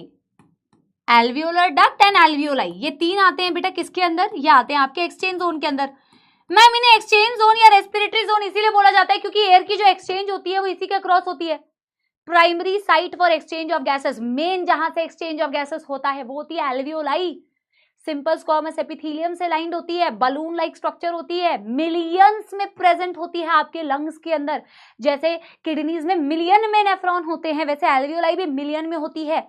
जिस जोन को तुम एक्सचेंज जोन बोल रहे हो, जिस जोन को तुम रेस्पिरेटरी जोन बोल रहे हो, उसे इसीलिए बोल रहे हो क्योंकि वहां से एयर का एक्सचेंज हो रहा है, वहां से एयर का एक्सचेंज हो रहा है बाबू मोशाई, ठीक है। और जहां से बेटा कंडक्टिंग जोन बोलते हो, उसका काम है कंडक्ट करना एयर को। सिर्फ कंडक्ट करना काम नहीं होता, और भी बहुत सारा काम होता है। मतलब एक्सटर्नल नॉस्ट्रिल से लेके एयर को तुम्हें बेटा एल्वियोलाई तक अगर पहुंचाना है, रेस्पिरेटरी जोन तक पहुंचाना है, तो किसकी मदद से पहुंचाते हो? इसी कंडक्टिंग जोन की मदद से। कंडक्ट कर रहा है वो एयर को बाहर से बेटा अंदर तक लेके जाने का काम होता है कंडक्टिंग जोन का। वहां तक एक्सचेंज तो तभी हो पाएगी ना जब एयर वहां तक जाएगी। केवल ये काम नहीं होता, और भी बहुत सारे काम होते हैं। तुम अपने नेजल पैसेज में देखो बेटा, फाइन हेयर है, म्यूकस है, इसका क्या काम होता है बेटा? इसका काम होता है एयर में अगर कोई डस्ट पार्टिकल्स है तो उसमें ट्रैप हो जाती है। इवन तुम्हारे बेटा ट्रेकिया में सीलिया होती है, सीलिएटेड एपिथेलियम होती है। एक्चुअल में स्यूडो स्ट्रेटिफाइड सीलिएटेड एपिथेलियम होती है, बट स्यूडो स्ट्रेटिफाइड एपिथेलियम तुम्हारी एनसीईआरटी में नहीं दिया हुआ, इसलिए तुमने स्यूडो स्ट्रेटिफाइड एपिथेलियम पढ़ा नहीं है। ट्रेकिया में स्यूडो स्ट्रेटिफाइड टाइप की एक एपिथेलियम होती है, डिटेल में मत करो, जस्ट बता रही हूँ कि सीलिएटेड एपिथेलियम है एक। और उस सीलिया की मदद से बेटा क्या होता है ना, कोई भी डस्ट पार्टिकल होती है जो म्यूकस में ट्रैप हुई होती है, उसको वो अंदर नहीं जाने देती, उसको बाहर की डायरेक्शन में मूव करती है। आपके एयर को डस्ट पार्टिकल से क्लियर करके रखने का काम होता है कंडक्टिंग जोन का। बाहर का जो एयर है उसका टेम्परेचर अलग है, तुम्हारी बॉडी में बेटा टेम्परेचर अलग है। तो एयर जैसी अंदर जाती है, तुम्हारी कंडक्टिंग जोन उसको बॉडी टेम्परेचर पे लेके आती है। It brings the air to body temperature, ये भी उसका काम है। जब तुम्हारी एयर अंदर जाती है तो उसको ह्यूमिडिफाई करने का काम, उसमें मॉइस्चर ऐड करने का काम भी तुम्हारी कंडक्टिंग जोन करती है, humidification of air. These all are the function of बेटा your conducting zone. Of course वो एयर को कंडक्ट कर रही है, एयर तुम्हारे एल्वियोलाई तक तभी पहुंच पाएगी जब तुम्हारी कंडक्टिंग जोन होगी, जब तुम्हारी एक्सटर्नल नॉस्ट्रल्स से लेके ब्रोंकियोल्स तक तुम जाओगे। लेकिन इसके अलावा एयर को बॉडी टेम्परेचर पे लेके आना, एयर को डस्ट से बेटा फ्री करना, एयर को ह्यूमिडिफाई करना, बॉडी टेम्परेचर पे लेके आना, ये सारे फंक्शन होते हैं कंडक्टिंग जोन के। और रेस्पिरेटरी जोन और एक्सचेंज जोन का काम रेस्पिरेशन मतलब exchange of gases. Simple simple. तो इसको लिख लेते हैं यार। इसके फंक्शंस होते हैं मैम, ऐसे लिखते हैं, इसके फंक्शंस क्या होते हैं सपोलो,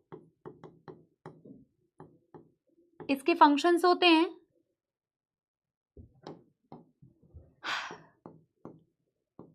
bring the air,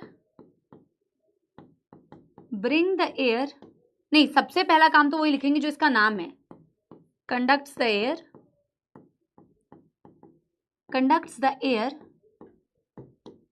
to the exchange zone, conducts the air to exchange zone, has fine hair, जैसे तुम्हारे नेजल पैसेज में हो गया,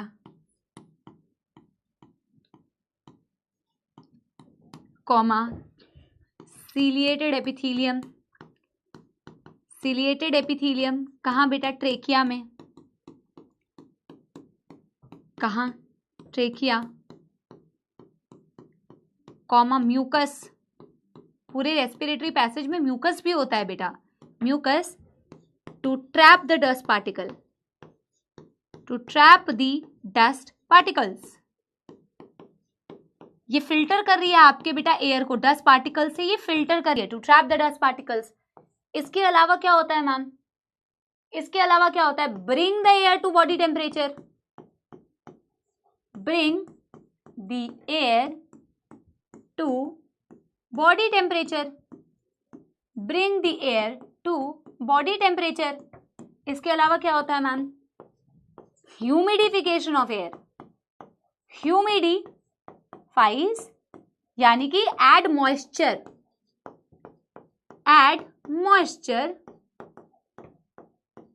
ह्यूमिडिफिकेशन ऑफ एयर। बहुत सारे काम है मैम। इसका फंक्शन क्या है, इसका फंक्शन केवल एक्सचेंज ऑफ गैसेस। अभी मैं तुम्हें इसको डायग्राम बना के समझाती हूं। इसका फंक्शन क्या है ma'am, simple exchange of gases, exchange of gases.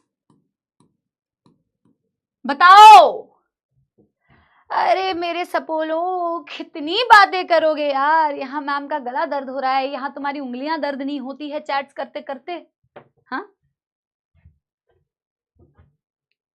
और देखो मेरे प्यारे प्यारे जग से न्यारे सपोलो, सब प्यारे प्यारे जग से न्यारे हैं कहाँ बेटा, आधे तो बेटा बिल्कुल ही जग से दूर जा रहे हैं। ऐसे बलून लाइक स्ट्रक्चर्स होते हैं जिन्हें तुम बोलते हो एल्वियोलाई, ठीक है।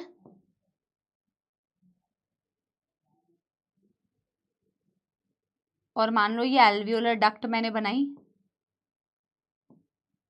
ठीक है, हाँ। ये मैंने बनाई सिंपल स्क्वामस एपिथीलियम,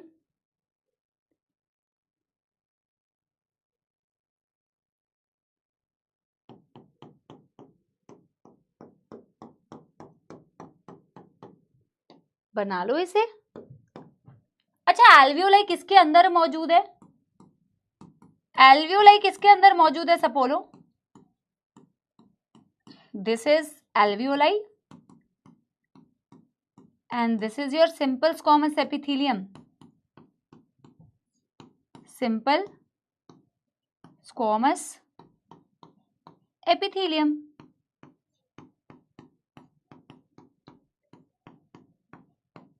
एक्सचेंज किसके किसके बीच में होता है, लंग्स में मौजूद है तो हमें लंग्स भी बनाने पड़ेंगे बेटा। अगर ये लंग्स में मौजूद है तो हमें लंग्स भी बना के देखने पड़ेंगे, है ना। ये एल्वियोलाई जो होती है सैक लाइक। बेटा अगर मैं यहाँ पे कैपिलरी बनाना चाहूं तो मैं कौन सी कैपिलरी बनाऊंगी? क्या तुमने बनाया है ये ऑलरेडी? अगर मुझे यहाँ एक कैपिलरी दिखानी है तो मैं कौन सी कैपिलरी दिखाऊंगी? यहाँ इस कैपिलरी का नाम क्या होगा? इस कैपिलरी का नाम क्या होगा? कोई मुझे बताएगा? हमने ऑलरेडी बनाया हुआ है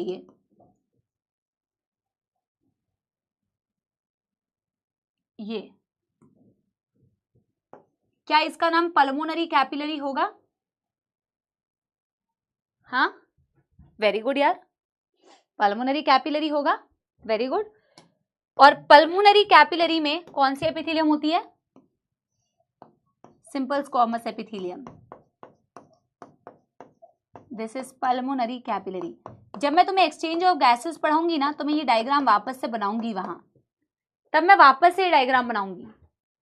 ये जो डायग्राम मैंने बनाया है इस डायग्राम को मैं वापस से बनाऊंगी। तो यहीं से तो एक्सचेंज होता है बेटा, इसके थ्रू। इसके बीच में भी एक सब्सटेंस होता है, उसके बारे में अभी मैं नहीं बता रही हूँ, उसे बेसमेंट सब्सटेंस कहते हैं। और फिर इनके अक्रॉस एक्सचेंज होता है। अभी मैं वो नहीं बता रही हूँ क्योंकि अभी हम एक्सचेंज ऑफ गैसेस नहीं पढ़ रहे हैं। अभी मैं सिर्फ तुम्हें ये बता रही हूँ, ऐसे मिलियन ऑफ एल्वियोलाई तुम्हारे लंग्स में मौजूद होते हैं, बलून लाइक। इसमें होती है सिंपल स्क्वामस एपिथेलियम और इसका फंक्शन होता है एक्सचेंज ऑफ गैसेस। डन डनाडन डन हो गया, डन डनाडन डन हो गया। ठीक है, एक बारी मैं आपको फटाफट से वापस से बता देती हूँ आपका पूरा रेस्पिरेटरी सिस्टम कहाँ से लेके कहाँ तक गया। एनसीईआरटी की रीडिंग करा देती हूँ, फिर लंग्स में बेटा आगे हम मूव करेंगे। You have external nostrils, you have beta nasal passage. Nasal passage opens to nasal chamber. Nasal chamber leads to internal nostrils. Internal nostrils leads to beta a common passage called as pharynx for food as well as air. Pharynx दो parts में आपको दिख रहा होता है आगे divided. Trachea भी pharynx में खुलती है, ईसोफेगस भी pharynx में खुलती है। ईसोफेगस डॉर्सली होती है, ट्रेकिया वेंट्रली होती है। ट्रेकिया तुम्हारी विंड पाइप होती है। लेकिन फैरिंग्स के बाद जो नेक्स्ट पार्ट आता है उसे लैरिंग्स कहते हैं। लैरिंग्स जो है वो विंड पाइप के जस्ट ऊपर मौजूद है। ये 9 कार्टिलेजेस की बनी होती है। इसे वॉइस बॉक्स कहते हैं क्योंकि इसके अंदर वोकल कॉर्ड्स होते हैं जिससे साउंड प्रोडक्शन होता है। इस लैरिंग्स का एक कार्टिलेज होता है जिसे कहा जाता है एपिग्लॉटिस। यही एपिग्लॉटिस होता है जो ट्रेकिया की जो ओपनिंग है जिसे मैं ग्लॉटिस कह रही हूँ उसको कवर करता है ड्यूरिंग स्वेलोइंग ऑफ फूड, ताकि फूड की एंट्री ट्रेकिया में ना हो। लैरिंग्स के बाद आता है trachea. Trachea primary bronchi, secondary bronchi, tertiary bronchi, initial bronchioles, terminal bronchioles, respiratory bronchioles. Respiratory bronchioles के बाद आती है एल्वियोलर डक्ट, एल्वियोलर डक्ट के बाद आती है एल्वियोलाई।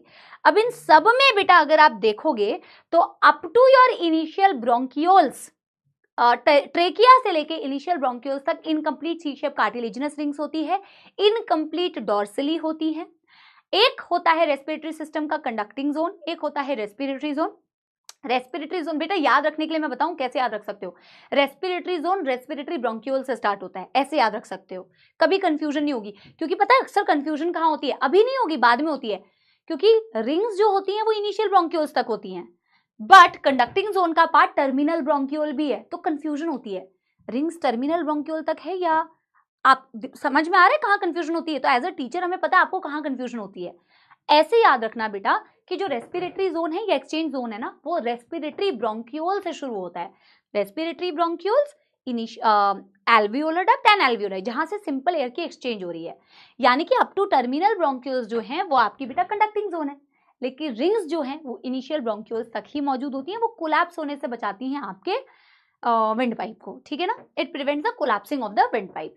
क्या क्या काम है? trapping the dust particles, humidifying the air, bringing it to the body temperature, and of course conducting it to the alveoli, conducting it to the exchange zone. ठीक है, yes. अब एक बारी बेटा पहले एनसीईआरटी की रीडिंग करा दूं, फिर आगे मैं लंग्स के बारे में पढ़ाऊंगी तुम्हें, ठीक है। चलो चलो पढ़े एक बारी NCERT.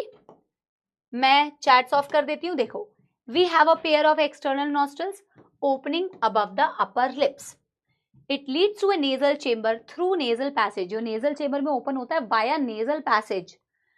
Nasal chamber opens into the pharynx, a portion of which is common for food as well as air. Internal nostrils नहीं दिए हुए, but internal nostrils भी होते हैं. Internal nostrils के बाद आता है बेटा आपके पास pharynx. Pharynx बेटा is a portion of which is common passage for food as well as air.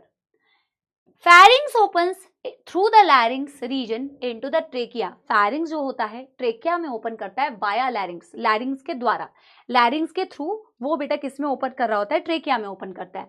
लैरिंग्स is a cartilaginous box. लैरिंग्स क्या होता है बेटा, एक कार्टिलेजिनस बॉक्स होता है, कार्टिलेज का बना होता है, which helps in sound production, जो साउंड प्रोडक्शन में हेल्प करता है, इसीलिए इसे बेटा साउंड बॉक्स भी कहा जाता है। ड्यूरिंग स्वैलोइंग यानी कि स्वेलिंग करते वक्त में ग्लॉटिस, ग्लॉटिस के बारे में यहाँ पे लिख लो एनसीईआरटी में, ओपनिंग ऑफ विंड पाइप। ऐसे एनसीईआरटी को बेटा रीड करना होता है, opening of wind pipe. Wind pipe की ओपनिंग को बोला जाता है बेटा ग्लॉटिस। तो बोला during swallowing glottis can be covered by thin elastic cartilaginous, thin elastic cartilaginous flap called as epiglottis to prevent the entry of the food into the larynx and ultimately into the trachea. Trachea is a straight tube. ओ एक बहुत important point, ये जो आपने बेटा देखा है ना trachea, ये जो आपने देखा ना बेटा ट्रेकिया, ट्रेकिया डिवाइड कर रही है इनटू प्राइमरी ब्रोंकाई। एक बहुत इंपॉर्टेंट पॉइंट है, अगर आप इसको देखेंगे पीछे वर्टिब्रल कॉलम है और आगे आपकी ट्रेकिया है। चार्ट्स ऑन कर रही हूँ फिर आपको समझा रही हूँ। मैं क्या कह रही हूँ बेटा, आपकी यहाँ पे ट्रेकिया है, यहाँ पे ट्रेकिया है, आपके पीछे डॉर्सल साइड पे क्या है, वर्टिब्रल कॉलम, वर्टिब्री है, आपकी रीढ़ की हड्डी, उसमें बेटा बहुत सारी हड्डियां हैं। कुछ हड्डियां, रीढ़ की हड्डी तो बेटा यहीं से गर्दन से चालू हो जाती है ना, तो गर्दन में जो वर्टिब्री होती है उसे सर्वाइकल वर्टिब्री कहते हैं। जो आपके चेस्ट एरिया में वर्टिब्री होती है उसे थोरैसिक वर्टिब्री कहते हैं। ऐसे वर्टिब्रल कॉलम में जो हड्डियां है ना उनके अलग अलग नाम होते हैं। जो गर्दन में है उसे सर्वाइकल बोलते हो। सर्वाइकल बहुत सारे लोगों को हो जाता है बेटा, आपने सर्वाइकल सुना है, पेन होता है पूरे इस नेक वाले एरिया में, शोल्डर वाले एरिया में, है ना। तो नेक में जो वर्टिब्रल कॉलम की हड्डियां हैं उसे बोलते हैं सर्वाइकल वर्टिब्री। चेस्ट एरिया में जो तुम्हें वर्टिब्रल कॉलम की हड्डियां दिखती है उसे बोलते हैं थोरैसिक वर्टिब्री। आपकी टोटल 12 थोरैसिक वर्टिब्री होती है। मैं लोकोमोशन एंड मूवमेंट में ये चीज पढ़ाऊंगी तुम्हें, ठीक है, लोकोमोशन एंड मूवमेंट में पढ़ाऊंगी। अब तुम अगर अपनी ट्रेकिया को ऑब्जर्व करोगे ना, तो ट्रेकिया जिस पॉइंट पे डिवाइड करती है इनटू प्राइमरी ब्रोंकाई, उस पॉइंट को अगर कंपेयर करोगे अपने वर्टिब्रल कॉलम से, तो आपकी थोरैसिक वर्टिब्री में जो 5वीं थोरैसिक वर्टिब्री पीछे से होती है ना, एकदम 5वीं थोरैसिक वर्टिब्री वाले पॉइंट पर तुम्हारी जो ट्रेकिया होती है आगे से डिवाइड करती है। यानी अगर मैं ट्रैक करूंगी ना कि ट्रेकिया यहाँ पे डिवाइड कर रही है इनटू प्राइमरी ब्रोंकाई, और मैं इसे पीछे मैच करना चाहूंगी कि उस पोजीशन पे कौन सी वाली थोरैसिक वर्टिब्री है, तो वो होती है 5वीं वाली थोरैसिक वर्टिब्री। बहुत important point, that trachea divides at the level of 5th thoracic vertebrae and I will teach you all the vertebrae, but अभी आई थिंक आपको समझ में आया है। और इसको हमें एक नोट डाल के लिखना है बेटा, ये बहुत इंपॉर्टेंट पॉइंट है। मैं तो यहाँ नोट डाल के लिख रही हूँ, अगर आपके पास जगह नहीं है तो आप बेटा अगले पेज में नोट डाल के ये पॉइंट लिख लेना, ठीक है ना। तो at the level of 5th thoracic vertebrae, at the level of 5th thoracic vertebrae, at the level of 5th thoracic vertebrae, trachea divides into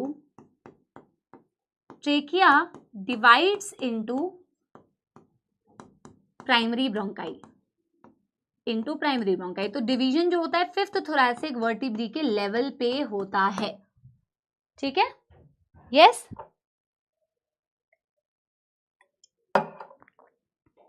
ठीक है। एनसीईआरटी रीडिंग कराऊं? एनसीईआरटी रीडिंग कराऊं बेटा? आपको समझ में आया? सारे बच्चे मुझे एक थम्स अप देना अगर समझ में आया। मतलब अगर मैं अपनी रीढ़ की हड्डी को देखूंगी तो मेरी रीढ़ की हड्डी में मेरी एक तो गर्दन पे जो हड्डियां हैं उसे मैं सर्वाइकल वर्टिब्री बोलती हूँ। फिर मेरी बैक, जो मेरी पीठ है, आपकी जो पीठ है उसमें जो रीढ़ की हड्डियां हैं उसे बेटा बोलते हैं थोरैसिक वर्टिब्री, ठीक है ना। आपके पास यहां से लेके यहां तक बेटा 12 थोरैसिक वर्टिब्री होती है। तो जो 5वीं वाली थोरैसिक वर्टिब्री है ना, उस लेवल पे आपकी जो ट्रेकिया होती है वो आगे से डिवाइड करती है इनटू प्राइमरी ब्रोंकाई। सिंपल, ठीक है। यस, अब देखो एनसीईआरटी की रीडिंग कंटिन्यू करते हैं। चलिए, शानदार, वेरी गुड। आगे देखो, trachea is a straight tube extending up to mid thoracic cavity. हाँ बिल्कुल, 12 थोरैसिक वर्टिब्री है तो ऑलमोस्ट मिड तक ही तो गई ना, 5वीं मतलब ऑलमोस्ट मिड थोरैसिक कैविटी क्या होती है अभी मैं बताऊंगी, वहां तक गई। It divides at the level of 5th thoracic vertebrae into right and left primary bronchi. Each bronchi undergoes repeated division, secondary and tertiary bronchi. Bronchi के बाद bronchioles ending up in very thin terminal bronchioles. Initial bronchioles होते हैं, terminal bronchioles होते हैं, respiratory होते हैं, but NCERT ने बोले हैं ब्रोंकियोल्स में डिवाइड की, फिर अल्टीमेटली टर्मिनल ब्रोंकियोल्स यानी इनिशियल और टर्मिनल ही दिया हुआ है एनसीईआरटी ने। The trachea, primary, secondary, tertiary and initial bronchioles are supported by incomplete cartilaginous rings. Initial bronchioles तक ही इनकम्प्लीट कार्टिलेजिनस रिंग्स होती है, टर्मिनल ब्रोंकियोल्स पे नहीं होती है। Each terminal bronchiole give rise to very thin irregular walled. Irregular क्यों होगी? क्योंकि सिंपल स्क्वामस एपिथेलियम है ना, उसका इरेग्युलर होता है बेटा boundary. Vascularized bag like structure called as alveoli. The branching network of bronchi, bronchiole and alveoli comprises the lungs. आपकी लंग्स किसकी बनी हुई है? ट्रेकिया डिवाइड करती है तो ब्रोंकाई बनाती है। आपकी लंग्स एक्चुअल में इन्हीं ब्रोंकाई, इन्हीं ब्रोंकियोल्स और इन्हीं एल्वियोलाई से मिलकर बनी होती है। अभी मैं डायग्राम में दिखाती हूं तुम्हें। वी हैव 2 लंग्स, अभी हमने 2 लंग्स पढ़े नहीं है, तो let me just show you the lungs. Let me just show you the lungs. Heading डालोगे लंग्स, हेडिंग डालोगे बेटा लंग्स, और मैं यहां पे लंग्स के बारे में लिखना चाहूंगी। आपकी जो लंग्स होती हैं, सपोलो लंग्स होती हैं, 1 पेयर होती हैं, एंड हम लिखेंगे ब्रोंकाई, जो लाइन अभी हमने पढ़ी, bronchi, bronchioles, bronchi, bronchioles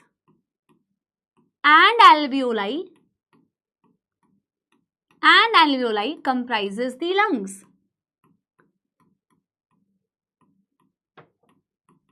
Comprises the lungs. अब हम इसको जरा बनाते हैं। सपोलो 2 लंग्स हैं हमारे पास, एक होगी हमारी राइट लंग, एक होगी लेफ्ट लंग। बेटा इसको बनाओ, इसको बनाना है। जैसे अभी हमने बेटा क्या बनाया, हमने बनाया कि मैम हमारे पास ये ट्रेकिया है, मैं ट्रेकिया को वैसे ही जिस कलर से तुमने बनाया ना उसी कलर से बनाती हूँ।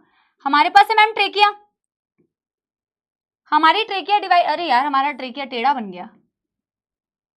ये हमारी ट्रेकिया थी ना सपोलो, trachea that was covered by incomplete C shape cartilaginous rings. यार ये ट्रेकिया सीधा बन क्या ही नहीं रहा है। अब सही है, ठीक है ना। अब ट्रेकिया किस में डिवाइड करता है बेटा? Trachea divide into primary bronchi, ये समझो ये प्राइमरी ब्रोंकाई है। प्राइमरी ब्रोंकाई बेटा किस पे डिवाइड करता है? Into tertiary bronchi. Tertiary bronchi bronchioles में डिवाइड करती है, अल्टीमेटली ब्रोंकियोल से एल्वियोलाई आती है। अगर मैं यही सेम चीज बेटा यहां दिखाना चाहूं ना, ये सेम चीज अगर मैं यहां दिखाना चाहूं,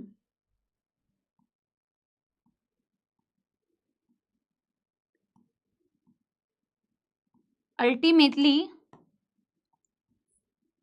कुछ ऐसा दिखेगा, अल्टीमेटली कुछ ऐसा दिखेगा। अब मैं बेटा पूरा स्ट्रक्चर तो पूरा बना के नहीं दिखा पाऊंगी, लेबल नहीं करूंगी, बट अल्टीमेटली कुछ ऐसा ही दिखेगा। अल्टीमेटली तुम्हारा स्ट्रक्चर कुछ ऐसा ही दिखेगा। बनाना है इसे, इससे पहले कि तुम मुझसे ये पूछो कि मैम बनाना है क्या, बिल्कुल बनाना है। मैम प्रैक्टिस थोड़ी कर रही हैं, तुम्हें दिखाना चाह रही हैं कि कैसे आपकी लंग्स जो होती हैं इन्हीं बेटा एल्वियोलाई से, ब्रोंकाई से और ब्रोंकियोल से मिलके बनी होती हैं। सपोलो देखो, अब मैं लंग्स दिखाऊं तुम्हें, ये देखो, एक है तुम्हारी ये वाली lungs,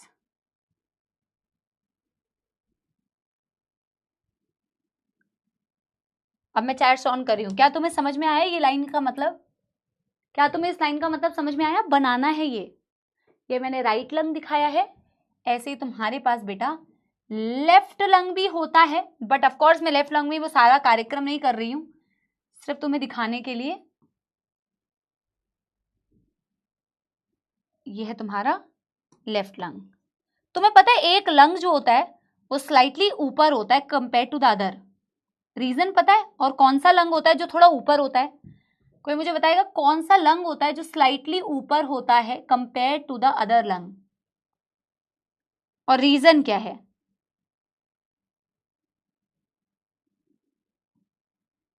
what is the reason?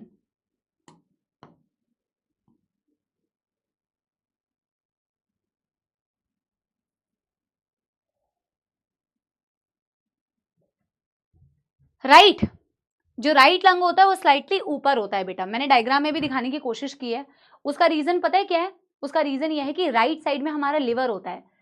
यहाँ पे तो एक्चुअल में डायाफ्राम होता है, जो मैं अगली क्लास में तुम्हें पढ़ाऊंगी। यहाँ तो एक जबरदस्त एक मसल होती है बेटा, ऐसी डोम शेप, इसे हम डायाफ्राम कहते हैं। लंग्स के नीचे एक मसल होती है जिसके बारे में मैं अगली क्लास में पढ़ाऊंगी, क्योंकि इसके बिना तुम्हें पता है ब्रीदिंग नहीं हो सकती।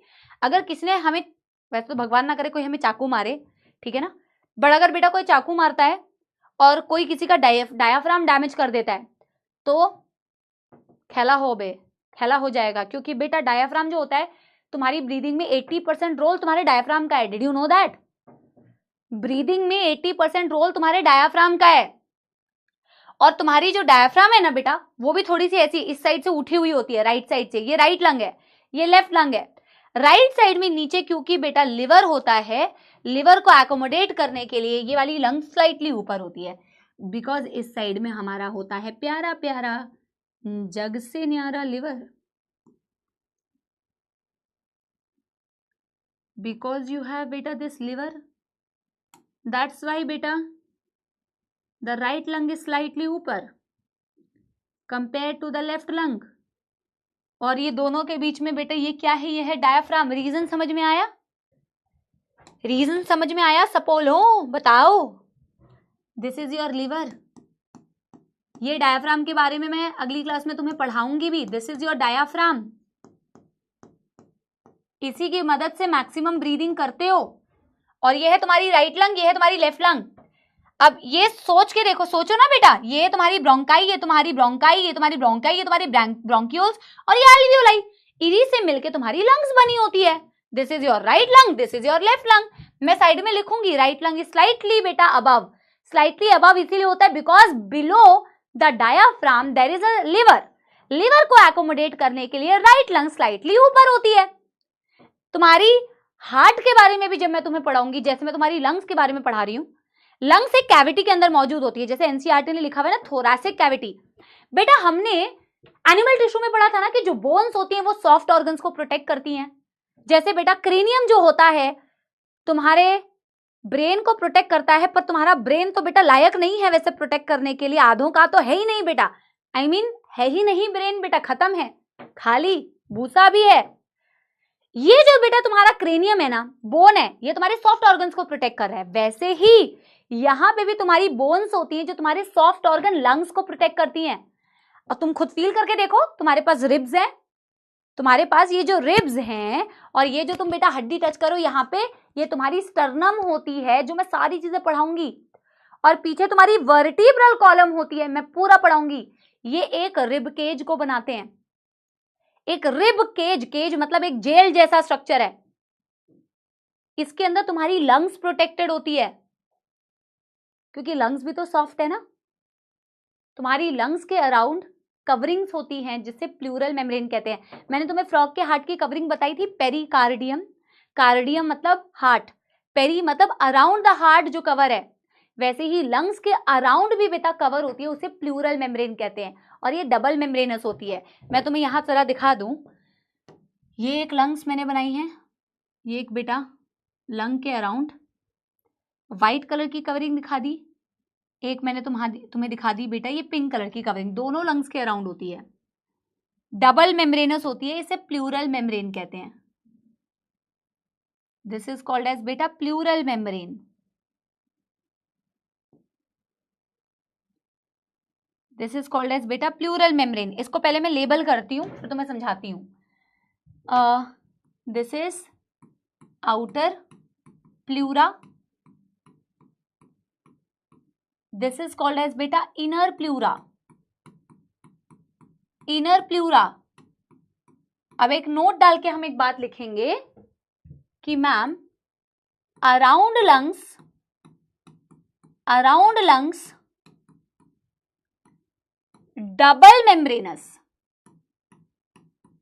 Double membranous, double membranous pleura is present, pleura is present, double membranous तो तुम्हें दिख रहा है, having pleural fluid within,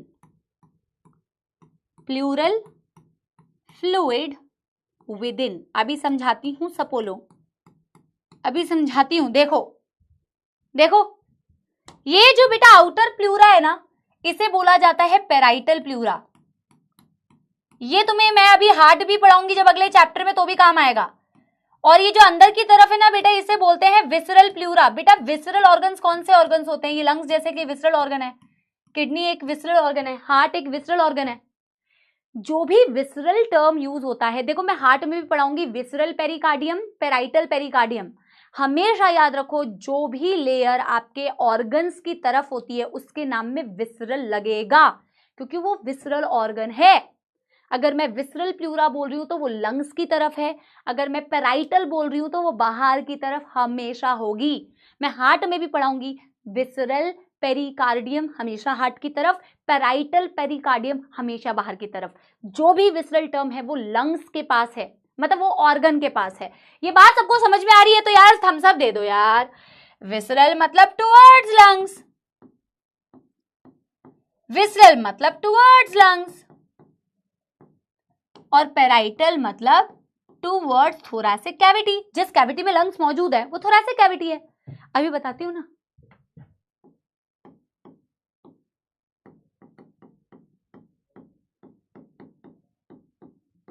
thoracic cavity वो कैविटी है बेटा जिसके अंदर तुम्हारी लंग्स मौजूद है, ठीक है? यस। प्लूरल फ्लूइड के बारे में एक चीज बताती हूं पहले। ये बेटा पेराइटल प्लूरा, ये बेटा विसरल प्लूरा, दोनों के बीच में एक फ्लूइड का प्रेजेंस होना भी जरूरी है। कहीं ऐसा ना हो कि जब लंग्स एक्सपैंड करें ना बेटा, तो ये दोनों मेम्ब्रेन्स आपस में रगड़ ना खाएं। कहीं ये दोनों मेम्ब्रेन्स आपस में रगड़े ना, चिपके ना। इस फ्रिक्शन को रोकने के लिए इन दोनों मेम्ब्रेन के बीच में एक फ्लूइड भरा हुआ होता है, उसे प्लूरल फ्लूइड कहते हैं। जब मैं हार्ट में पढ़ाऊंगी तो उसे पेरिकार्डियल फ्लूइड बोला जाता है, जैसे मैं लंग्स में पढ़ा रही हूं तो उसे प्लूरल फ्लूइड कहते हैं। दोनों प्लूरा के बीच में pleural fluid prevent friction, friction को रोकने का काम करती है प्लूरल फ्लूइड। समझ में आया? पेराइटल बाहर, विसरल अंदर, दोनों के बीच में प्लूरल फ्लूइड। प्लूरल फ्लूइड का क्या काम है? To prevent friction. Lungs expand करती है जब आप ब्रीथ करते हो, लंग्स एक्सपैंड करती है जब आप ब्रीथ करते हो, तो बेटा दोनों मेम्ब्रेन्स आपस में चिपकती नहीं है, क्योंकि दोनों मेम्ब्रेन्स के बीच में होता है फ्रिक्शन को रोकने के लिए बेटा दिस प्लूरल फ्लूइड। और प्लूरल फ्लूइड के बारे में हम लिखेंगे प्रिवेंट्स फ्रिक्शन, प्रिवेंट्स फ्रिक्शन। बेटा मैं एक लास्ट चीज आज बता के जाती हूं। मैं थोरैसिक चेंबर, रिब केज, इन सब के बारे में अगले क्लास में पढ़ाऊंगी, क्योंकि मेरा गला बहुत पेन कर रहा है, तो I will and the class, ठीक है ना? एक लास्ट चीज बता के जा रही हूं मैं। अगली क्लास में बेटा तुम्हें रिब केज भी पढ़ाऊंगी। रिब केज क्या होता है? वैसे रिब केज बेटा यही है, तुम्हारी रिब्स, तुम्हारा स्टर्नम, तुम्हारी जो बैकबोन है, इसने मिलके एक केज बना लिया है जिसके अंदर तुम्हारी लंग्स प्रेजेंट है। बोन्स है ना, बोन्स ने सॉफ्ट ऑर्गन्स को प्रोटेक्ट किया हुआ है। अगली क्लास में उसे कंटिन्यू करूंगी जब मैं मैकेनिज्म ऑफ ब्रीदिंग भी तुम्हें पढ़ाऊंगी। बट अभी के लिए तो तुम्हें समझ में आया ना कि ये थोरैसिक कैविटी की तरफ, यानी आउटर, ये थोरैसिक कैविटी, रिब केज, सारी चीजें डिटेल में एक्सप्लेन करूंगी अगली क्लास में, ठीक है ना? तो ये बाहर की तरफ होगी। हमेशा याद रखना, विसरल वर्ड यूज करते हो तो हमेशा ऑर्गन की तरफ। Visceral pleura inner, parietal pleura बाहर, दोनों के बीच में प्लूरल फ्लूइड। ये तुम्हारे lungs, right lung, this is your right lung, this is your right lung. और राइट लंग के बारे में लिखेंगे कि right lung slightly above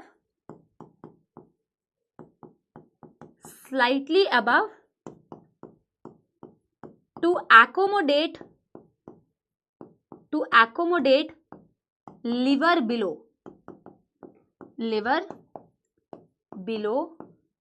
diaphragm। Diaphragm बहुत तगड़ी मसल्स हैं बेटा, जिनका यूज करके तुम रेस्पिरेशन करोगे। मसल्स होती है बहुत तगड़ी। थैंक यू बेटा। एक लास्ट चीज बताते हुए जाती हूँ। तुम बोलोगे मैम इस लंग की शक्ल सूरत को ऐसे क्यों बिगाड़ दिया है मैम, इस लंग्स की शक्ल सूरत को ऐसे क्यों बिगाड़ दिया है मैम, इसमें ऐसा गड्ढा क्यों बना दिया है मैम? और ये गड्ढा बहुत इंपॉर्टेंट है, मेडिकल कॉलेज में भी पढ़ोगे। इसे बोला जाता है कार्डियक नॉच। ये केवल और केवल बेटा तुम्हारे लेफ्ट लंग में ही होती है, वेरी इंपॉर्टेंट। इसे कहा जाता है कार्डियक नॉच। इसे कहते हैं कार्डियक नॉच। क्यों? क्योंकि जो तुम्हारा बेटा दिल है, जो तुम बना रहे हो मेरे लिए दिल, ये हार्ट जो होता है, जो फिस्ट के साइज का होता है, ये लंग्स के बीच में होता है, बिटवीन लंग्स। और ये बिटवीन लंग्स बेटा ये स्लाइटली टिल्टेड होता है। ये थोड़ा सा बेटा इसका प्रेम जो होता है लेफ्ट लंग की तरफ है, स्लाइटली टिल्टेड टुवर्ड्स लेफ्ट। और हार्ट की प्रेजेंस की वजह से ही इसकी बेटा पोजीशनिंग ऐसी होती है। तो अगर मैं हार्ट दिखाऊं तुम्हें, क्योंकि हार्ट की पोजीशनिंग ही कुछ ऐसे होती है सपोलो, विच इज वाई ये कार्डियक नॉच तुम्हें दिखता है, due to the presence of heart. Heart is slightly tilted, टेढ़ा होता है, स्लाइटली टिल्टेड टुवर्ड्स लेफ्ट। और इसी कारण से बेटा इसको अपनी जगह देने के लिए बेटा इसने अपनी जगह बना ली है। जिसको अपनी जगह बनानी होती है वो अपनी जगह बना लेता है। तो बेटा स्लाइटली टिल्टेड, बेटा जितना पढ़ाया उतना समझ में आया? हाँ, जितना पढ़ाया उतना समझ में आया? आज मैंने बेहद खूबसूरत, अभी तो बेटा ह्यूमन फिजियोलॉजी स्टार्ट हुई है, अभी तो हमें बहुत बेहतरीन बेहतरीन डायग्राम्स बनाने हैं। ये तो बस झांकी है बेटा, पूरी पिक्चर अभी बाकी है, ठीक है ना। अभी तो हमने डायग्राम्स की शुरुआत की है। बस मैं एक रिक्वेस्ट करूंगी, एनसीईआरटी थोड़ा सा पढ़ लेना, ठीक है ना। वैसे मैं लंग्स वाली एनसीईआरटी की रीडिंग तुम्हें करा देती हूँ। जो थोरासिक कैविटी है, थोरासिक चेम्बर है, रिब केज क्या होता है, ये सारी चीजें बेटा अगली क्लास में पढ़ाऊंगी विद मैकेनिज्म ऑफ ब्रीदिंग, ठीक है ना। I hope you are enjoying the lectures and you should enjoy all the lectures बेटा। मैंने कोशिश की है, गला दर्द था फिर भी तुम्हें बेटा जितना मैक्सिमम आज मैं पढ़ा सकूं उतना मैंने पढ़ा दिया। आज गाना नहीं गा पाऊंगी क्योंकि गला बहुत खराब है, बट आप मुझे जरूर बताना बेटा आप लोगों को लेक्चर कैसा लगा। एनसीईआरटी थोड़ी सी मैं ये लंग्स वाली थोड़ी आपको करा देती हूँ। देखो क्या लिखा हुआ है, वी हैव 2 लंग्स बेटा which are covered by a double layer pleura. हमारे पास डबल लेयर प्लूरा होती है जिसके बीच में प्लूरल फ्लूइड होता है, आउटर पेराइटल प्लूरा, अंदर visceral pleura. It reduces friction to the lung surface, friction को रोकता है। Outer pleural membrane is in close contact with the thoracic lining, मतलब बाहर थोरासिक चेम्बर की तरफ। Inner pleural membrane is in contact with the lung surface. फिर बोला है देखो, the part starting with the external nostril up to terminal bronchiole constitute the conducting part. इसे conducting part का पार्ट कहते हैं। Whereas alveoli and their ducts, यानी alveolar duct यानी respiratory bronchioles, they form the respiratory zone या exchange zone of respiratory system. Conducting part का क्या काम होता है? Transport the atmospheric air to the alveoli, वहां तक एल्वियोलाई तक लेके आना, clear it from the foreign particles, humidify, उसमें मॉइस्चर ऐड करना, and also bring the air to the body temperature. ये कंडक्टिंग जोन का काम है। Exchange part is the site of actual diffusion of oxygen and CO2 between blood and atmospheric air। ये वाला जो part है बेटा ये मैंने अभी आपको समझाया नहीं है, ये मैं आपको अगली क्लास में समझाऊंगी। बहुत बहुत बहुत धन्यवाद कि आप लोगों ने इतने मन लगा के बेटा पढ़ाई की। जब क्लास में आप लोग मन लगा के पढ़ाई करते हैं, इस डायग्राम को अगली क्लास में वैसे मैं समझा दूंगी, बट आप एक बार इसको देख के भी आ सकते हैं। तो बेटा मुझे पढ़ाने में भी बहुत मजा आता है and thank you so much, ठीक है ना। आज गाना नहीं सुना रही हूँ बट अगली क्लास में ज़रूर सुनाऊंगी। Do let me know in the comment section आप लोग को लेक्चर कैसा लगा। मिलेंगे हम अगली क्लास में, ठीक है। Thank you so much, bye bye, love you all, thank you.